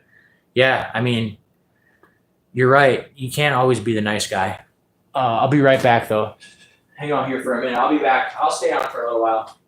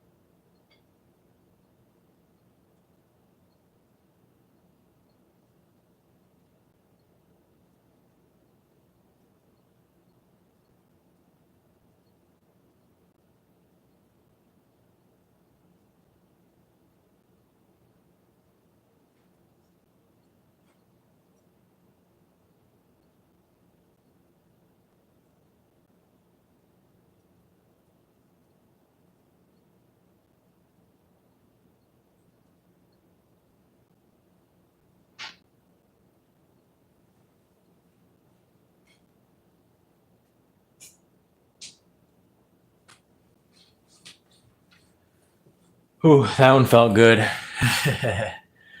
Appreciate you guys for hanging out while I had to use the bathroom. People always want, yeah, take advantage, like jackals. Yep. I got 50 ETBs, mostly short and sealed SV bait or Scarlet and Violet. Uh, yeah, I think just ETBs just take up a lot of room, you know, and I don't know. I think when I start a family, I don't really want a ton of ETBs. I have a basement and I have a lot of stuff in my basement. I have my whole childhood still. I have all my Legos. I have all my Bionicles. I have all my childhood. I literally have everything from my childhood. I have my N64. I have my Xbox 360. I have the games. I have Sports Illustrated magazines. I have my whole childhood still in my basement, and I didn't purge any of that. Um, and I don't know what to do with that stuff. Just keep it in my basement. Um, I can't get rid of it. There's no way I'm gonna get rid of it. Um, but like that stuff doesn't hold any value. This stuff is what holds value. But how long is it gonna hold value for? I don't know. It could be worthless someday because it's all just speculating. Uh, yeah, you have 50 ETBs. I'm curious on what you have, Callie Steve. Curious what you have in your ETBs because obviously depends on what you have. Some I feel like are good because even if the market like the hype is gone, let's say the hype is gone in a couple of years, a lot of people leave, scalpers are gone, People aren't waiting outside the lines and things like that. Like, but the crazy thing is actually though, when I waited in line for Black Bolt and White Flare, they were selling ETBs for 55 unsealed, and 75 if you wanted it sealed. And I got 2 sealed because I wanted to keep them sealed. I don't really like opening stuff. You just lose money. You just lose money opening stuff. So I'll open up collection boxes that are cheap because you can get, packs for $5 in a collection box. You can get a collection box for $20, which that's what I got too. I got a Black Bolt ETB and a White Flare ETB, and then a poster collection. I think the poster collection was $20, and you got 4 packs in there, or 5 packs, or something like that. $25 for 5 packs. So like, that's where you should open the stuff. But like the cheap packs, just to have fun. You can't always just invest and sit on sealed. I got 4 GL totes, 25-gallon totes. Are you talking about these like Sam's Club totes here?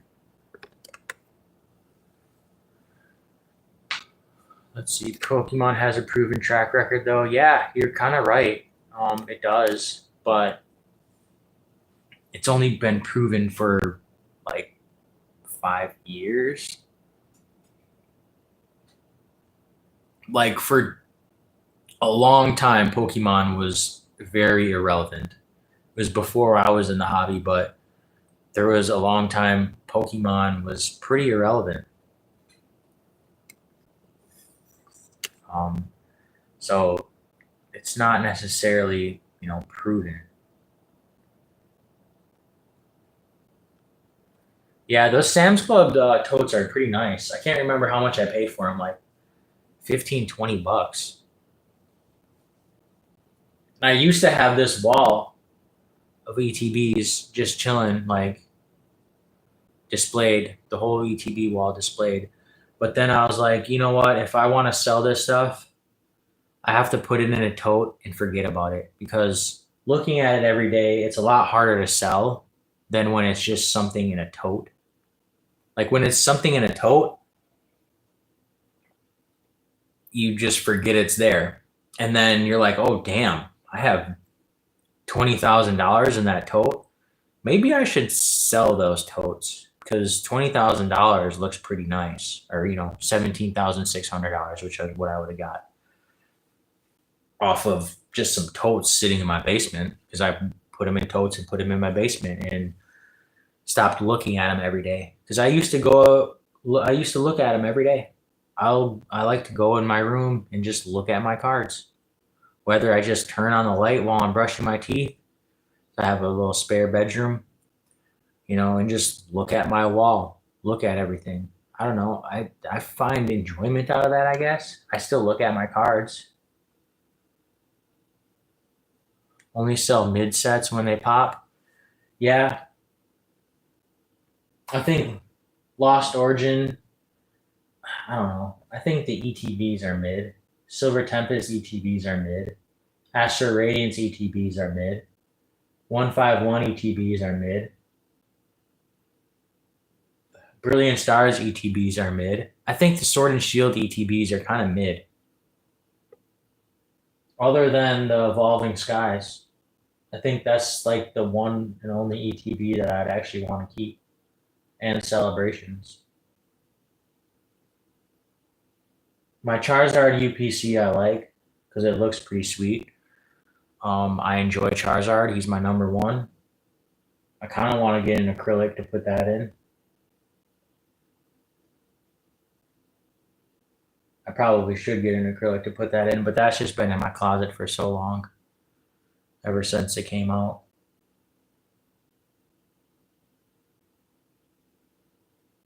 I think I just need to downsize my ETB collection. Like the Obsidian Flames, Paldea Evolved. Like, I don't need that. I don't want that. Crown Zenith. I don't really want that. 6 SPCs for 90 each. SPC, what is that?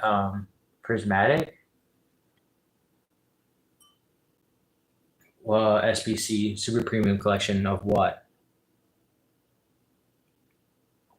Oh, are you talking about the. Oh, wait, no. Are you talking about the chart? Oh, the. Yeah, see, every time I try to get a new drop, I can't. One, it's because it's always during my work time. And two, I wait an hour plus to get in. And I can never get in. I get in and it's gone. I get in and it's gone. The last time I got lucky with retail was these Sam's Club boxes. These were on Sam's Club for months. Months. Nobody was buying them. They were on there for months.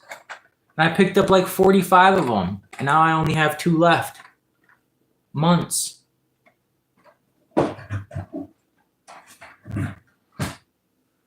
But like now, everything just gets bought out instantly. Pokemon Center sucks? Yeah, it does, 100%.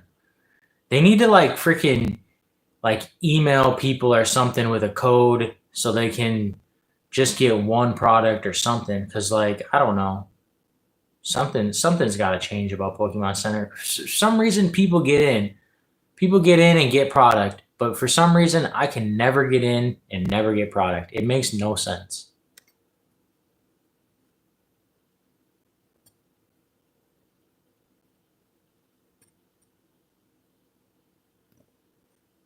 Yeah, the Sam's Club boxes, and the crazy thing is I sold probably like 10, 15, 20 of them. Like 10, $20 over what I paid for. I remember going to Collecticon and selling packs. Like I probably sold, I can't remember, I did a trade actually. I did a trade for it might have it's probably on one of my it's on I know for a fact it's on one of my old videos. Um where's the card at? Yeah. I did a trade for this guy. And I probably gave him like I don't know, over 100 Crown Zenith packs, maybe something like that. And they're valued at like $3.50, maybe $4. And I bought them all for like $2.70. So I was making like maybe $1 per pack, and I sold them all. Well, like 200 or whatever it was. I don't remember what the deal exactly was, but and now that I look back on it, Crown Zenith is $12. Like, if I would have still had all those boxes, those are what I should be selling right now. But I sold them too early.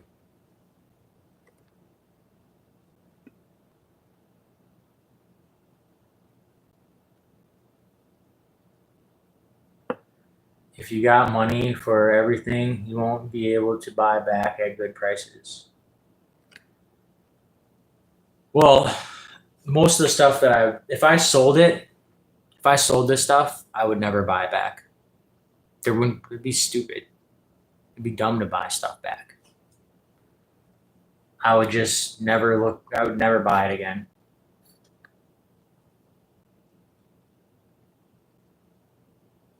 Target, Best Buy, or Key. Yeah, the problem with Target is it's hit or miss. I used to go check there after work, but it just got annoying. Like going there after work just to check and find there's nothing there. But one day I got lucky and found the restock guy. And the funny thing is, I don't want to say it, but fuck it, I'll just say it. He's like, these Asian people follow me around store to store. And I thought it was very funny that he told a random customer that.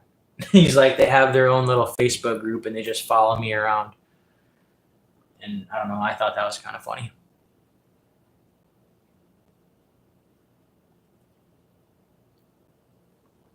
Target opens at 8. Yeah, but the last time I was there, the restock guy was there like around 3 o'clock.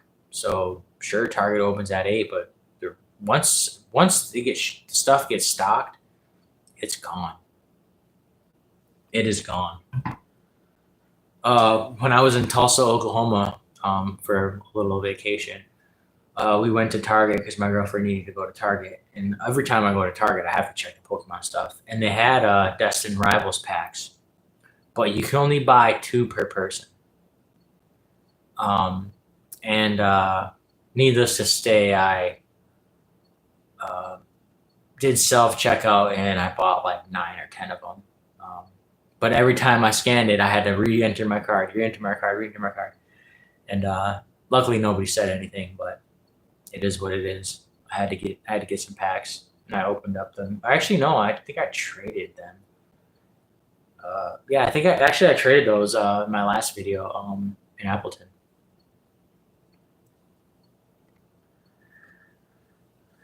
I just think it's crazy that booster boxes that just came out are the same prices as boxes that are 2-3 years old. That just doesn't make any sense. So I think I made the right decision to hold my stuff. At least the booster boxes aren't going anywhere. The ETB wall is going to get slimmed down for sure. I think that's what I need to do. Need to slim the ETB wall down, keep the booster boxes. Sell like the crappy Charizard premium collections. Not the Charizard UPC. I'll keep that. But sell like the Temporal Forces ETB. Sell the Paldea Evolve ETB. Sell a Lost Origin ETB. Just piece this stuff out. And maybe I should just collect the money and like pile up the money and do a nice deal at Collecticon. Maybe I'll buy something nice for myself. So I'm not getting out of Pokemon, you know. That's one thing that I'm not doing. So like if I did sell all this stuff, it's not because I'm getting out of it.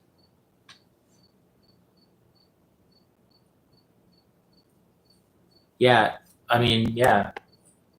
Costco's crazy, but everything gets sold out instantly. And it's like, how do you know when this stuff is getting dropped? I guess there's like these Discords and there's these X pages that you can follow, but I'm not really in that. I'm not super in tuned like that. Maybe I should be, but I don't. That's just not fun for me. Constantly refreshing things and like that's just not fun. Yeah, Costco is impossible now. There, occasionally I'll check Sam's Club, but there's never anything on Sam's Club. The only thing that's still on Sam's Club is that big giant black premium collection box. Yeah, you got to have Discord these days, 100%. Shout out to the Rattle Discord that I'm not in, but they drop everything. Yeah, they don't do any notifications, which is smart for them. I mean, why would they? I think it would be, if they did notifications, then they would be sold out even quicker. And, you know, they're already selling out super quick. Uh, I think maybe that big giant black box is a good buy. Whatever that is, the premium collection box or something. Maybe that's a good buy on Sam's Club. I mean, when it first came out, it was like $400 or $500, and now it's like $200. But the problem with that is it's huge. It's like the most bulky thing in the world. And if you think ETBs are bulky, that thing's bulk. That thing's giant. But maybe that has value in the future. I don't know. That's one thing that went down quite a bit from MSRP. Like, if you think about it, like that's crazy. That big giant black box, that was $500 when it came out. Now it's $200. $200.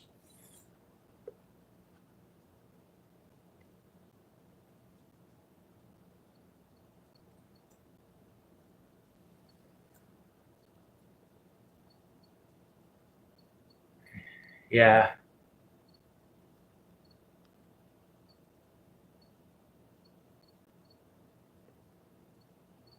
Just grade the big boys.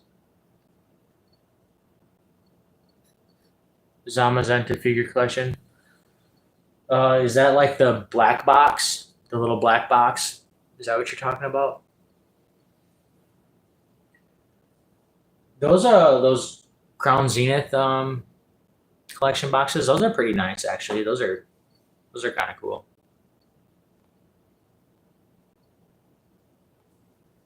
Yeah, I just look at it, and you know, I definitely made the right decision. Guy can call me. I don't care. Whatever. If he wants to be that type of person. The dual box, yeah, the dual box where they like have like the little slide-in trays where they're like the Zamazenta and Zacian are gold and black. Those are cool boxes, actually. I like those. I don't have any of those, but I can see those are a better thing to hold than the Crown Zenith ETB. That's for sure.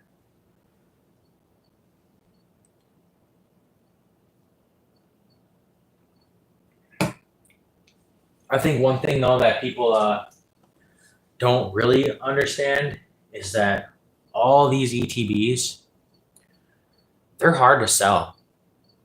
Like you have to move them around in a big luggage, and it's not always the most fun. And you sell them online, and you take a huge loss uh, in shipping. So like a lot of the ETBs aren't even worth shipping. Like you pretty much have to do the deal in person, in my opinion. That's just how I feel.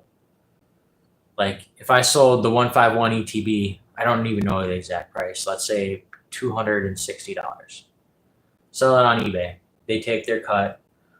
I would lose, you know, like let's say I would profit like $230 ish, $230 profit. Then I have to ship it, which is like $20 to $30 in shipping. I'm pretty sure it's at least like $20. So that's in my profit as well. So then now I'm really only profiting $200, whereas you're better off just selling it at 80%, right? You know,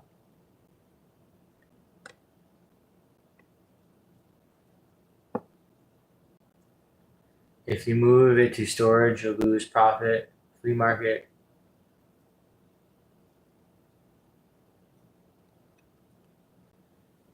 Yeah. Um, the flea market, I've never sold at a flea market, but the show that I'm going to be doing next month in September, $50 for a table. So, $50 for a table. But I have fun, I find it to be fun. I'm not there to, you know, make my business grow. I'm doing that because I have fun doing it. So there's just a difference between me vending and like the guy that I was going to sell to tomorrow vending. He's there to make money and to profit. Sure, I wouldn't mind making money and profiting when I'm vending, but I'm doing it because I enjoy it and it's fun.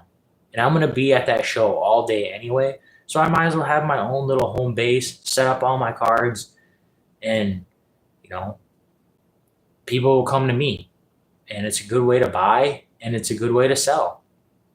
And I can, have somebody watch my table for a little bit and I can go walk around the show. I don't really find too much time to walk around the show, maybe like 20 minutes, but I can skim and glance. I skim all over the modern stuff because I don't want the modern stuff.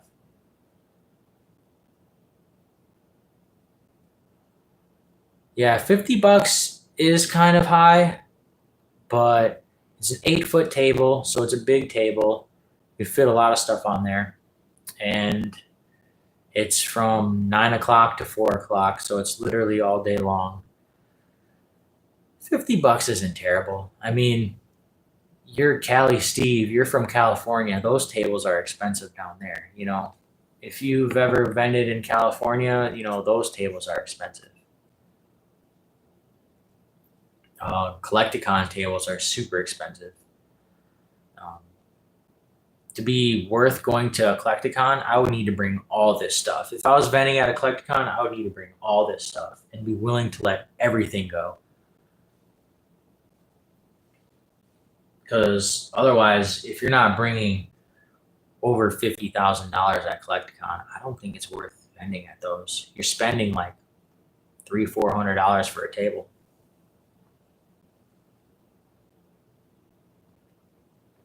Granted, it is 2 days. Question: I have about 600 3-card packs. Let me see. From Team Up, Sun and Moon, etc. Would you grade all of them, or would you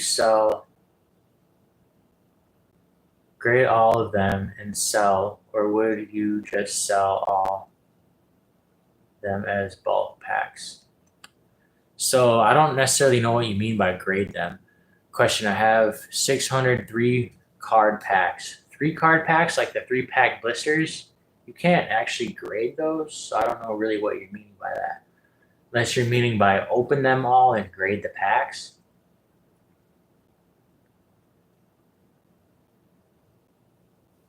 Got a van and a highway. Keep them sealed. Not really sure what you mean by that. You got a van and a highway. Does that mean you can travel? Yeah, I don't really like selling online. I'd rather sell in person.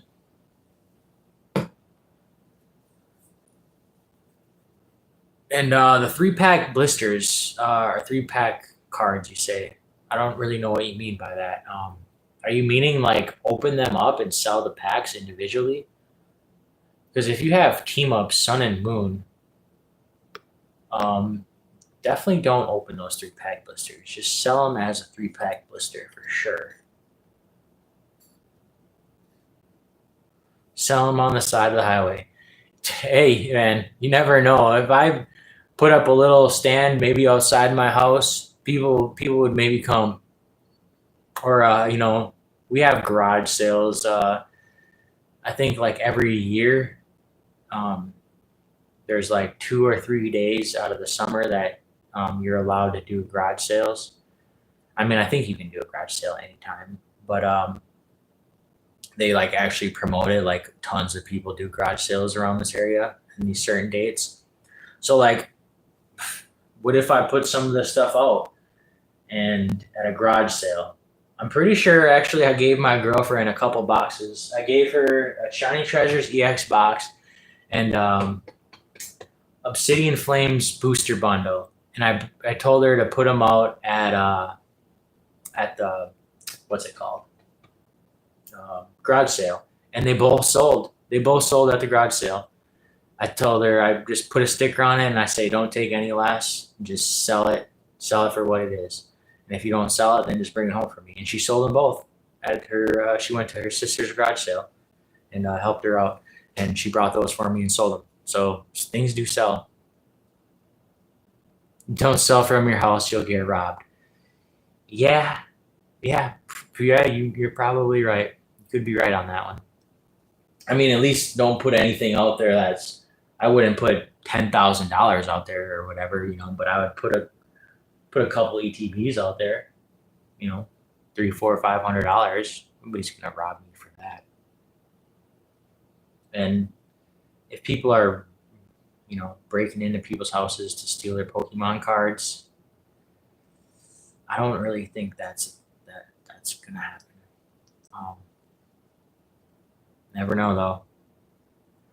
Somebody, if I told them that I have $70,000 in Pokemon stuff, maybe somebody would try. But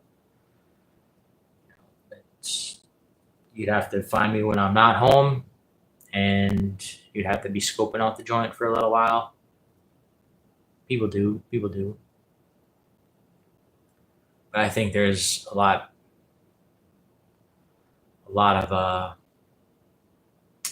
of risk to robbing somebody, especially breaking in their house, especially in a state where you can shoot and kill somebody that broke into your house. So you're risking your life.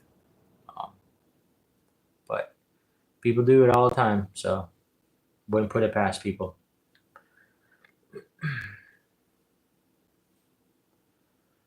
have an anonymous person holding your collection. I'd be curious to know what's all in your collection. I know you said you have 50 ETBs, which is a lot. 50 ETBs is quite up there. Let's see. Watch out in blue states. Yeah, I'm in Wisconsin though, so well, actually, I think we're a blue state. I don't know.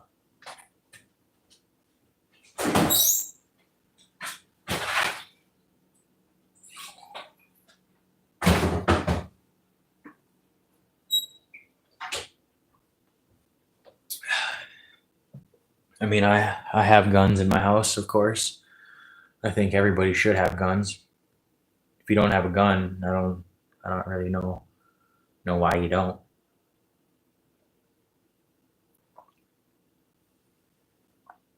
I actually sleep next to my gun. Well, at least one of my guns.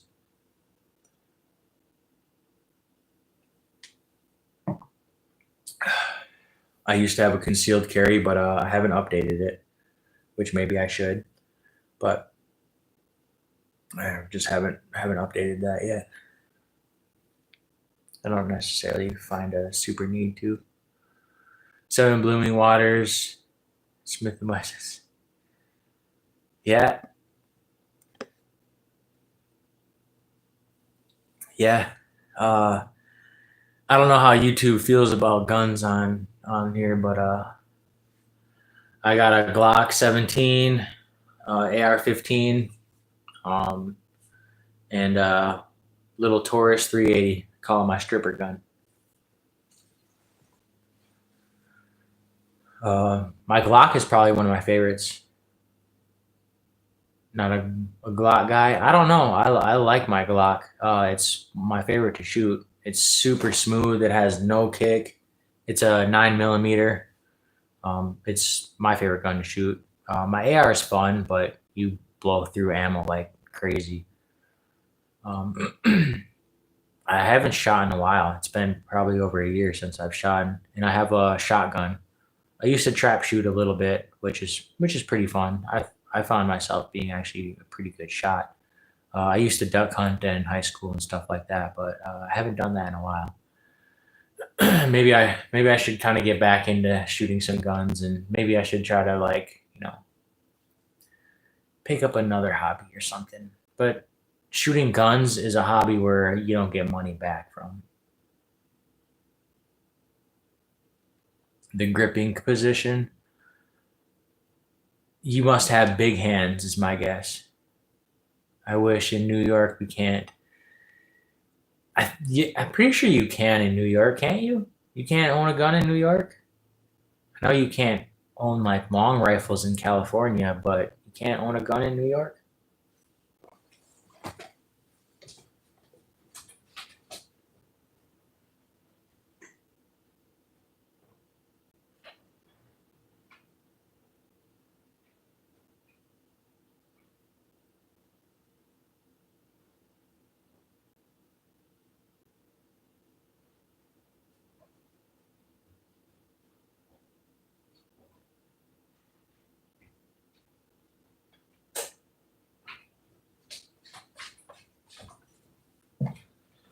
My AR is hidden in my closet, so I didn't really want to grab it. But yeah, I like the grip on it. I mean, I got small hands, so it fits really nice in my hand.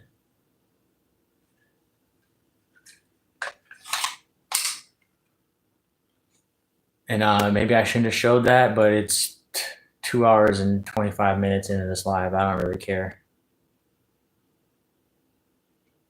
Yeah, honestly, I like the Taurus just because it's super slim. And when I used to conceal carry, I could literally just put it in my pocket. Um, and but the 380, God, it's the worst gun to shoot. It has so much kick and it hurts your hand when you're shooting it. Whereas like shooting this guy, it feels so nice. And yeah, like I said, maybe I shouldn't have shown that, but oh well, it is what it is. I don't know. I think guns are something everybody should have.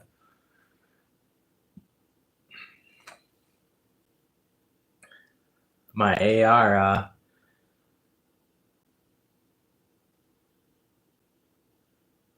I got actually a bump stock for my AR, but I think it might be illegal now to shoot. Not 100% sure on that. I'd have to look it up.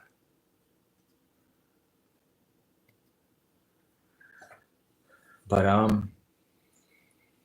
yeah, I guess I think I'm just gonna let my investments cook. I'm quote unquote still young. Bionic trigger more legal. Yeah, I'm not exactly sure what the bionic trigger is, but I guess for now I'm gonna let my investments cook, and we'll see what happens. Maybe a year from now, I'll be talking about how dumb I was not to sell. Maybe in a year from now, I'll be looking at my pokey investments and it'll be double. I just don't really think that I should be putting more money into my sealed stuff. And plus, I don't really know what other boxes I would get. Maybe some Sun and Moon like older boxes, but those are just too expensive now. And I don't know if I should even buy more sealed stuff. I want a first edition Charizard. That's one thing that's on my bucket list. And I just don't know how I'm gonna get it. I have $2,000 profit from a Festive Pikachu that I sold. So I do have $2,000 to play with. Um, and then I have to somehow come up with another four, five, $6,000. I'm pretty sure a PSA one, like a beat up Charizard first edition, is like $5,000. A nice condition one, like a PSA seven, PSA eight, is around $10,000. Where I would definitely like a nicer copy.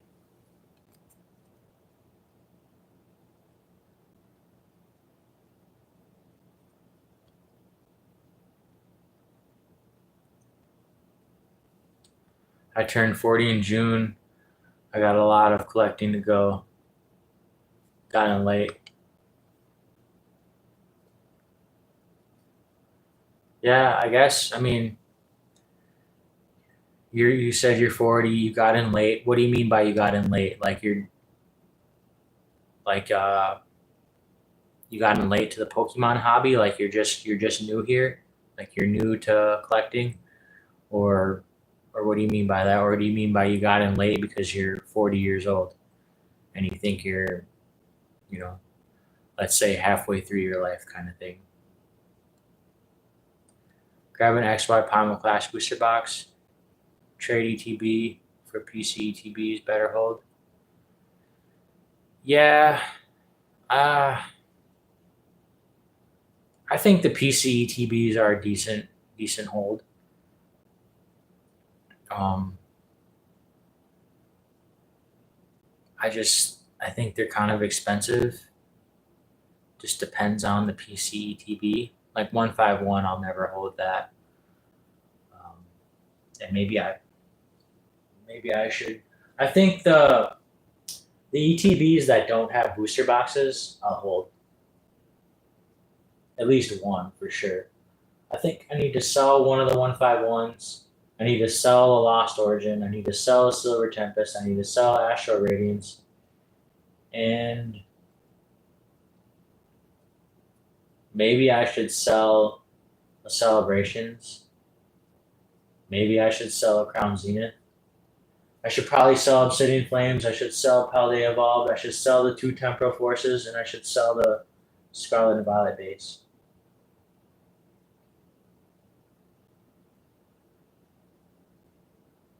because those boxes right there don't mean anything to me. At a point, it's just like hoarding. The good stuff, like these boxes, these I actually like. These I want to keep. I don't find that to be hoarding. I bought Yu-Gi-Oh. Interesting. Yeah, I'm not too much into Yu-Gi-Oh. 5 years collecting sealed MSRP or better. Yeah. Um. I mean, you got in early then. You didn't get in late. You pretty much got in the time I got in. I got in around COVID.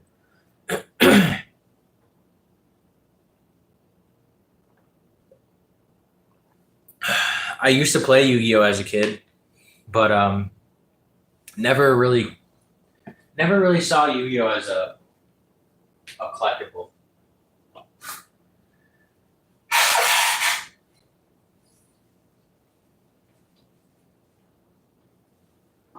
As a kid, Pokemon. I always collected Pokemon. Pokemon was always a collectible for me, and I think for a lot of kids, um, I feel like a lot of kids collected Pokemon, whereas Yu-Gi-Oh, a lot of kids played Yu-Gi-Oh. That's just how I feel. I could be a little wrong on that, but I don't think I am. Um, I feel like I know more people back in the day that collected cards and traded cards than actually played cards. Where Yu-Gi-Oh, it was all about playing. It was never really looked at as collecting. Whereas Pokemon, in my opinion, was always collecting.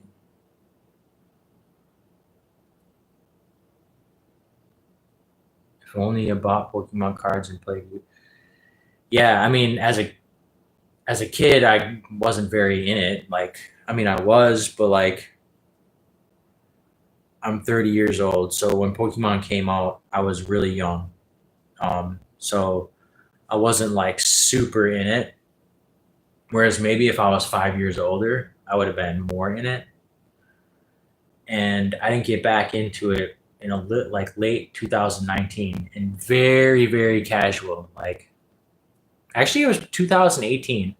I started collecting a couple like um, graded cards, not graded cards, raw cards just to fill out my binder because I liked the old vintage hollows and they were like $5 less.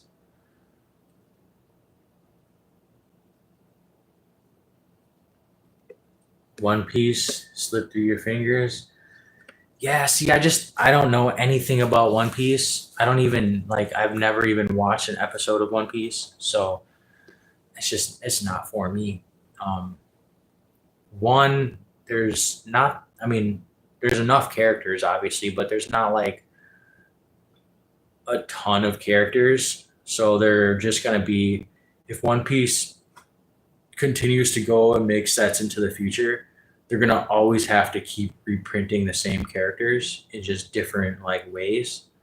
So like, how many times can they make a new Luffy card? How many times can they make a new Zoro card? Like it's just Pokemon. There's so much diversity. I don't know. There's like 900 Pokemon. There's gonna be another 150 or whatever. So there's gonna be over 1,000 Pokemon coming out. And like, sure, I know like only maybe 100 of them people actually care about and like, but they can, they can keep making different types of Pokemon.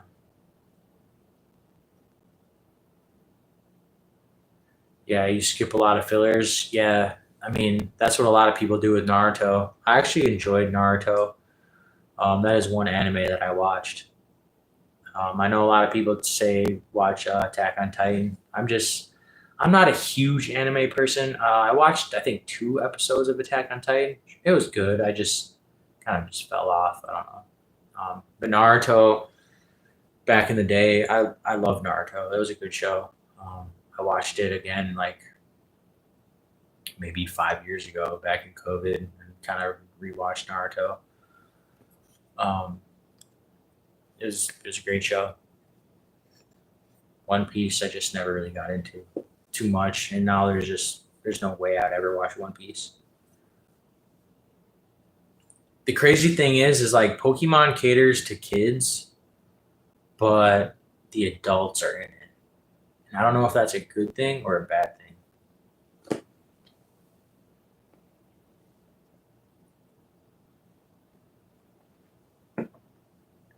I remember the last show I was at, I showed somebody my collector app and asked him if he wanted to buy it. And he said, I wouldn't pay what you wanted for it. That's what he told me.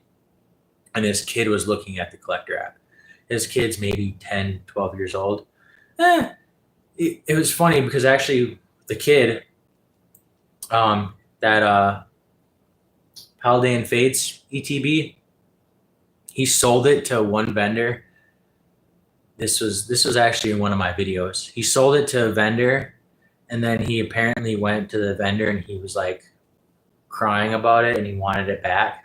So the vendor ended up giving him his money back or whatever. No, no, he gave him the box back, and then the kid just gave him the money back. And then the kid comes and finds me, and he sells it to me for $20 more because I saw him. And I was like, after he did the deal, I'm like, oh man, you should have sold it to me. I would have gave you more for it. And apparently, then he went to the vendor and got it back, and then came and found me and sold it to me. Because I'm not gonna come into the deal and be like, I'll buy it more for you. I would never do that. And then I asked the vendor, I'm like, hey, would you want to just quick flip it? I'll give you $20 or whatever. I was like, I'll give you more. Just quick flip it. And he's like, no, I want to keep it for my personal collection. So he was going to keep that box, but then he kind of felt bad, and then the kid ended up just selling it to me for more. So it's kind of a funny little deal. But he was looking at my collector list, and he's like, oh, I've never seen that box before. So like, there's a kid, 12, 13, however old he was. He never even seen a Celestial Storm box before. He never even knew it was a set. And this kid goes and helps his dad at these vending shows. So, bye, Bandai.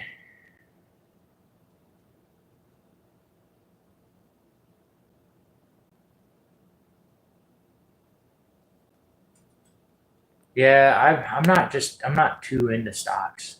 I invest in my 401k, and then that's pretty much about it. I put like $70 every week in my 401k. That's not a ton, but you know, 70. So I put close to $300 in my 401k a month. Um, it's not crazy amount, but it's enough for what my income bracket is at. Um, yeah, I don't know. I think I just need to reevaluate some of my stuff, find out what I actually care about in my collection, and sell the stuff that I don't actually care about.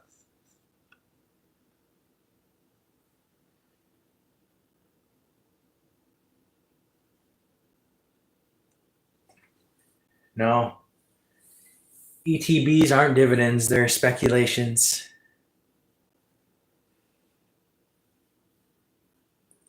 Ugh, who knows? I could be making a dumb decision. I could be making the best decision. Only time will tell. I'm not too worried about burning the bridge. That guy's seems like a dick anyway, if I'm being honest. I mean, if you're gonna message me, see you around, can't wait to clown you at shows. Like, you know what? Fuck you, bro. Um, if that's how you want to be, then that's how you can be. It's not gonna make me feel any worse or any better. What's gonna make me feel worse or better is what happens to this collection. Um, if it goes down, sure, I'll probably feel worse. If it goes up, sure, I'll probably feel good. I don't care about how I made you feel, you know. Um, what matters to me is what's going to happen to this and my money. Um, Yeah, if the world is only getting more expensive, well then everything is going to get more expensive, right? If let's say Pokemon boxes for the next 5 years are always going to be expensive right out of the gate, like Destin Rivals for instance. $300 box right now. $300 box. Prismatic Evolutions, ETBs, $100 a box. There might actually, I think they're more than that now, but when they first came out, they were $100 a box. Like White Flare, Black Bolt, when they first came out, they were $80, $90 a box. Like that's double what the price should be. If those boxes can be that price straight out of the gate, there's no reason why Silver Tempest, Lost Origin should be the same price as a box that just came out. There's no reason for that. That makes no sense. So if in the future boxes continue to do that, these older things should only go up. Let me see. Try to get dividends in cards from stocks. I guess I don't know what you mean by dividends in cards. You can't really get dividends out of cards. ETB price MSRP went up to 60. Yeah, if prices keep going up, why wouldn't the older stuff go up? Because if you're looking at like value, like there's no reason they should be the same price. I would say that everything that's new, Prismatic Evolutions. I know that's a Pokemon Center one, but Prismatic Evolutions ETBs, Black Flare, White Flare, Black Bolt ETBs, like those should not be the same price as Lost Origin and Silver Tempest, in my opinion. I mean, people might disagree because the ETBs have promos in it, but at a certain point, nobody's going to be opening these ETBs. I mean, I actually opened up a decent amount of Silver Tempest ETBs. And the funny thing is, I was going to sell one at a show for like $45, I remember. I had a $45 price sticker on it. Nobody all show bought it. And I went home and opened it, and I opened the Lugia. The first time I actually got lucky on something. And I was going to sell it for $45, and I opened it and got the Lugia V. Crazy.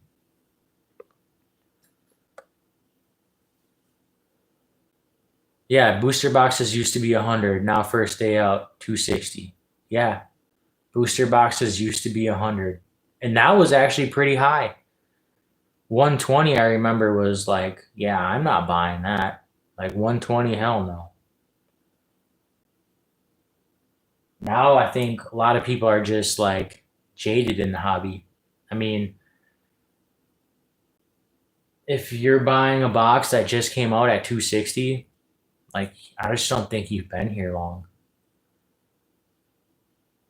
I don't know. But then again, Pokemon could be like, yeah, we're just gonna keep moving on. We're just gonna keep moving on.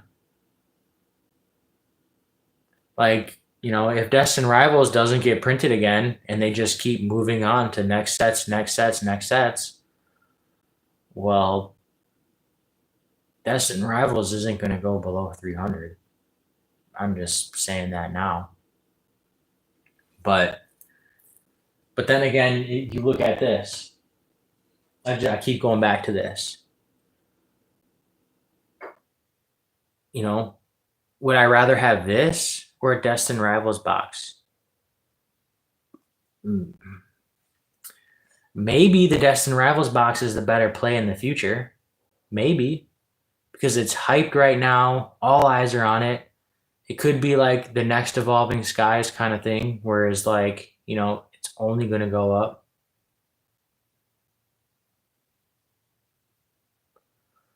Yeah, Pokemon for profit company. Yeah.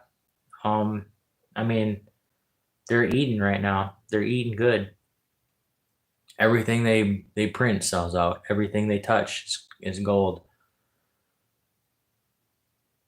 So I don't see why they would stop. I don't see why they would mass produce it. But then it makes me wonder, like, this box came out at $70. There's a point in time where this box was $70. How many more boxes of this did they print than Destined Rivals? Like, what has a more print run? That's something that's very interesting to me. Like, say there's a million of these boxes printed. There could be more, there could be less. I don't know. There could be more, there could be less than a million of these boxes printed. How many boxes of Destined Rivals were printed? You know, do you think there was more of these printed or more of Destined Rivals printed? And yeah, $70. That's what I paid for it. August 20th, 2022. $70. Crazy. But like, then again, these are very close. I think this is like 400, but a couple of my Sword and Shield boxes, like this one I paid 124 on TikTok. This one's very close in price to Destined Rivals. How many more boxes of these were printed versus Destined Rivals? Like, what's the number? Destined Rivals, maybe 3 million? How many of these are printed? I have no idea. You know, I think that's something that Pokemon keeps under wraps and they don't want people to know. Of course, they don't want people to know the print runs. But maybe in the future, like something like that could be knowledge.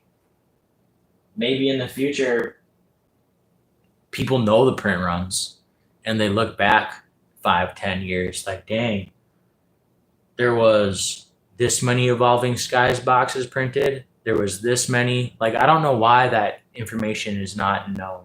Like, when you look at coins, you know what's minted. You know how many are made of that coin.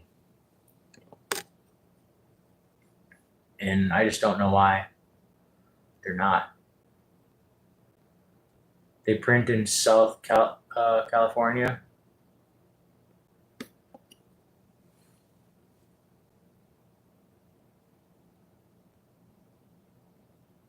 Yeah, I don't know where they print, to be honest. Millennium Print Group. It could be South California.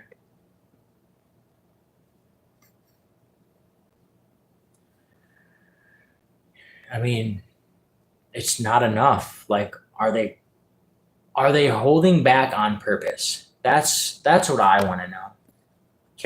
South Carolina. Yeah, I'm gonna get a little bit more water. I want to know though, like, do you think they're holding back on purpose, or do you think like they're printing as much as possible?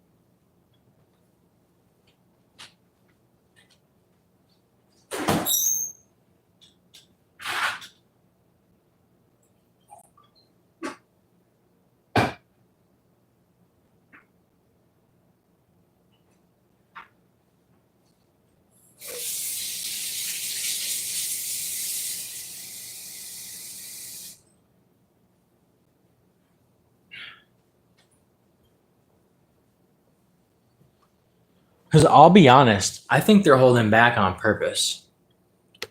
You know, they'd be stupid to be printing as much as possible. They'd be smart to be holding back, keeping this hype going, keep this engagement for as long as possible. They do hold back so they don't have to sell at MSRP. Yeah, probably. Um, like there was a moment in time. I remember Burning Shadows ETBs on Target shelves discounted. Burning Shadows discounted. Like, can't remember the price. $35, I want to say. Burning Shadows ETB discounted on Pokemon Center. Or sorry, not Pokemon Center. Target. I remember looking at them, and boy, I should have bought them as investments, but I did not.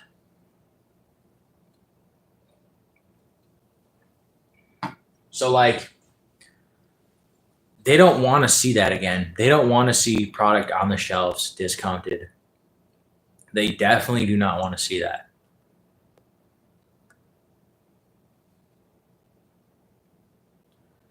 In all the distribution pies. Okay, so if they have their thumb in all the distribution pies, then why is there not enough? Why is there not enough? Is there just that many more people engaged in this hobby now? Is there 3 times as much people as there was 3 years ago? Maybe. Maybe there is. Maybe there is 3 times more people in the hobby now than there was. I don't know. That's a good question. Is there 3 times more people in this hobby now? It's very likely. It's very likely.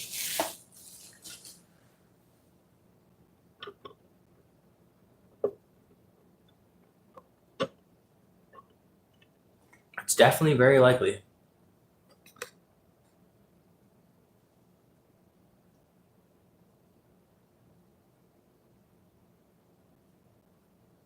So, like you're saying, they tell how much, like Target and Walmart and Costco and like Sam's Club and like how much product they can sell. Because I feel like that's the way it's going nowadays. Um, these card shops, they're becoming more scalperish shops in a way, because they sell at market price now. Whereas before, they weren't really selling at market price. They were selling at MSRP, even below MSRP. Whereas now they're selling all at market price. Um, and yeah, you might be right. Maybe they are. Well, I mean, obviously you're right. They send the product out to Target and Walmarts and things like that. So let's say in my local area we have 2 Targets, I think, one on the east side and one on the west side. Um, and of course they're like, okay, we're gonna send you 50 ETBs. We're gonna send this one 50 ETBs, and then you know put it out throughout the month. Put it out throughout the month. So of course they're like telling them what they can sell and what they can't sell because they're supplying the product. Um, but I guess, yeah, it's very interesting to me because if they are holding back and trying to keep the demand high, well, they're doing a really good job of it. And if they keep doing that, what happens to this older product then?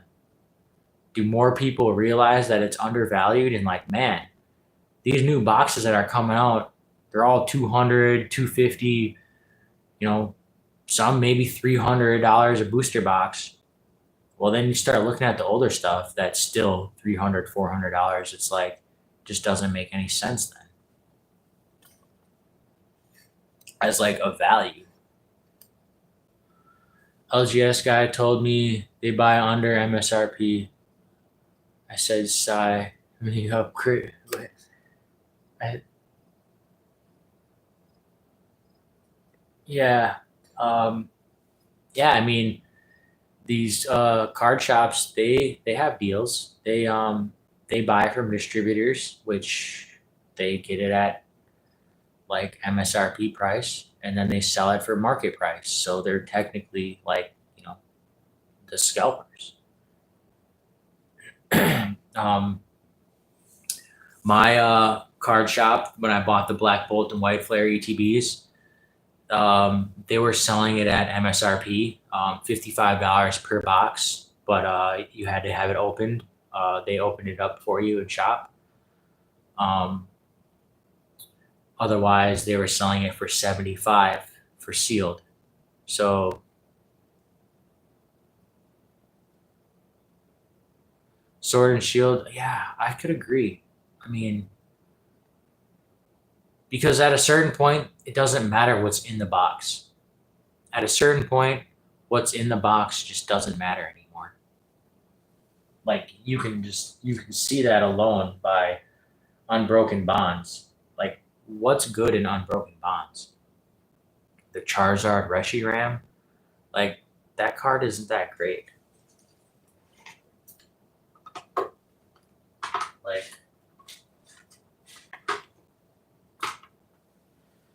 where did I put it? I have it somewhere. Maybe I don't.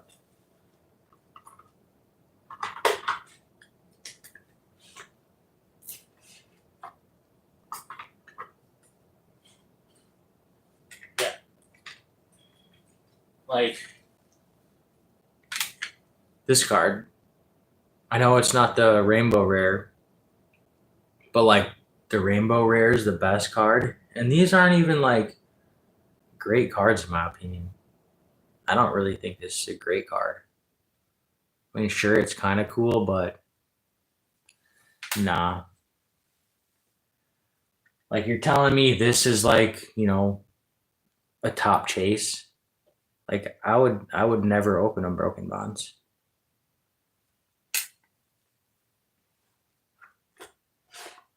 But why is it then $2,000?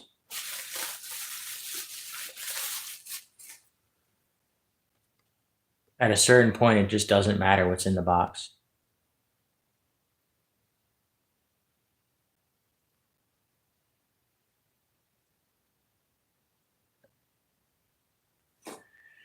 Yeah, it's all about when it's time to stay ahead of the curve. I mean, it's hard though. Like you never know when the curve is. That's the hard part. Have the collection box Zard and Pikachu.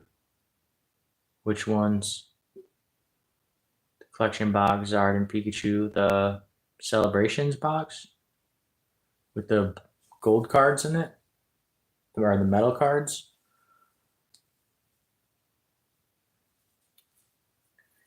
Yeah, I definitely should probably go to bed here soon.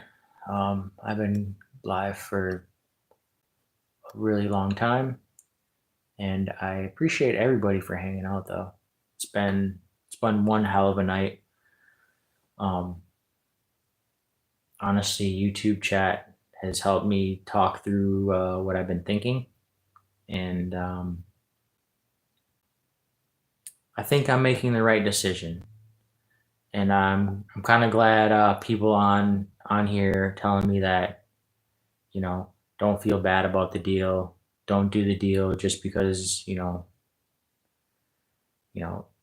And I guess hearing other people's perspectives on like it's okay to back out of the deal because nothing was confirmed. Like, sure, we talked about it on text messages and things like that, but like, he should have came and got it when we confirmed it.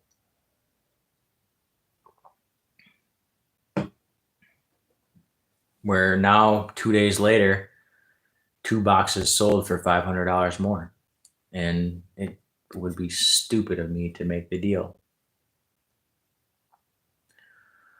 I really have to pee though. Callie Steve, hey man, I appreciate you for hanging out here.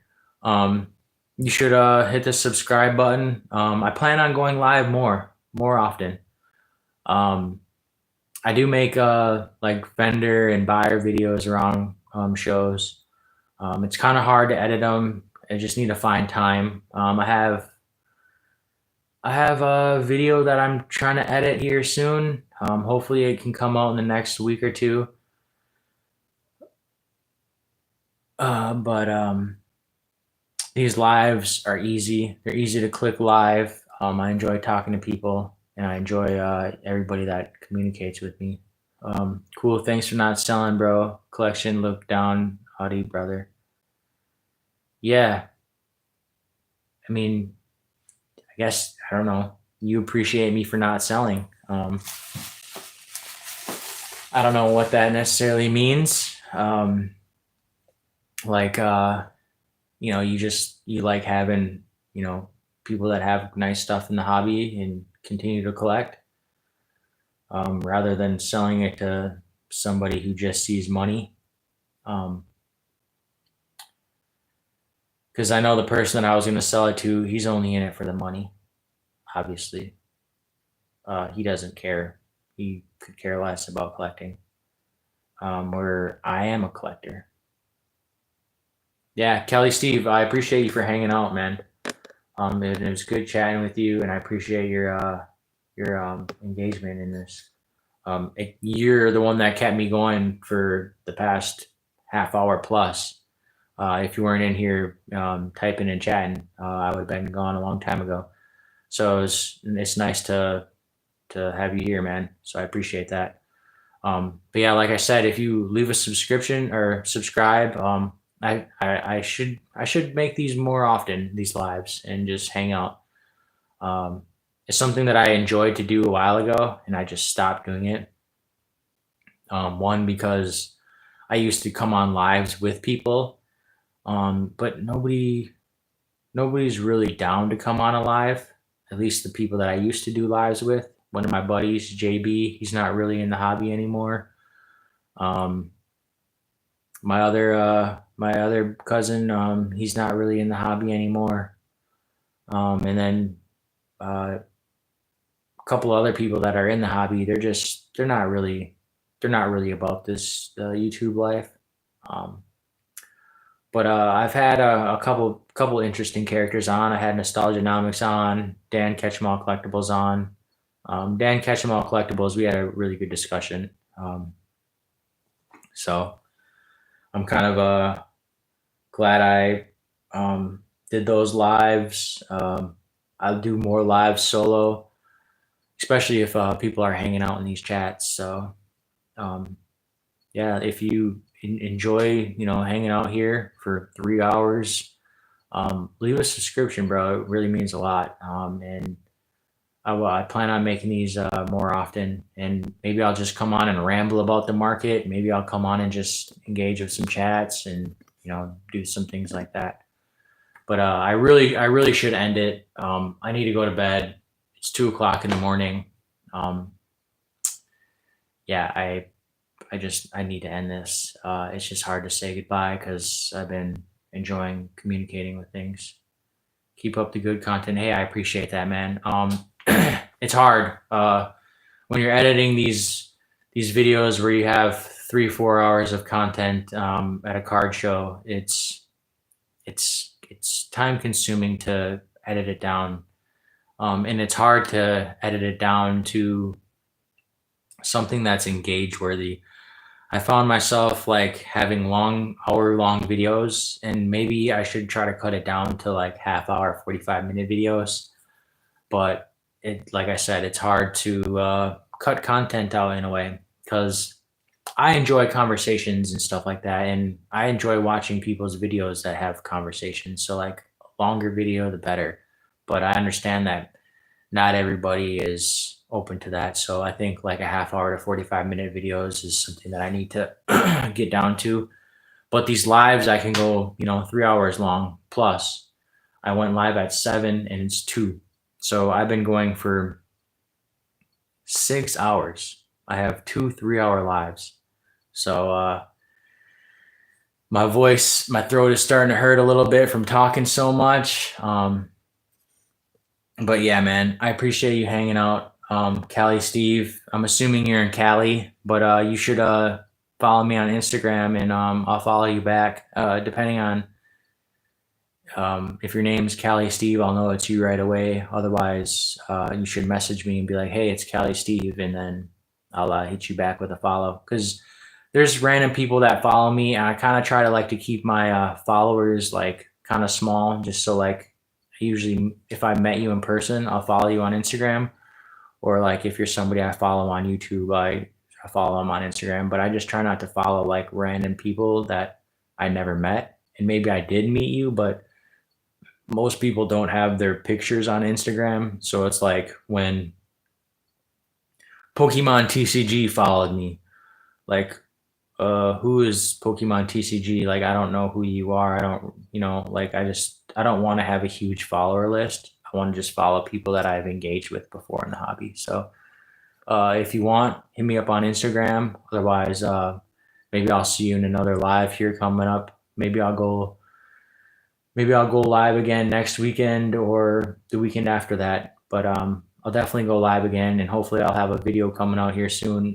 Maybe in a week or two, as long as I get motivation to edit my video. Maybe tomorrow after the gym, I'll edit some of my video, and maybe I can get that out.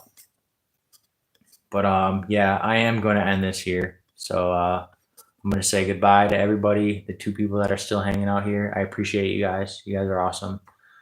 And yeah, I'm going to end it now. So I'll catch you guys later. You guys have a good rest of your night.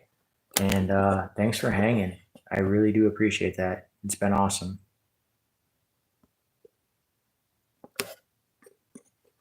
Peace out, everybody.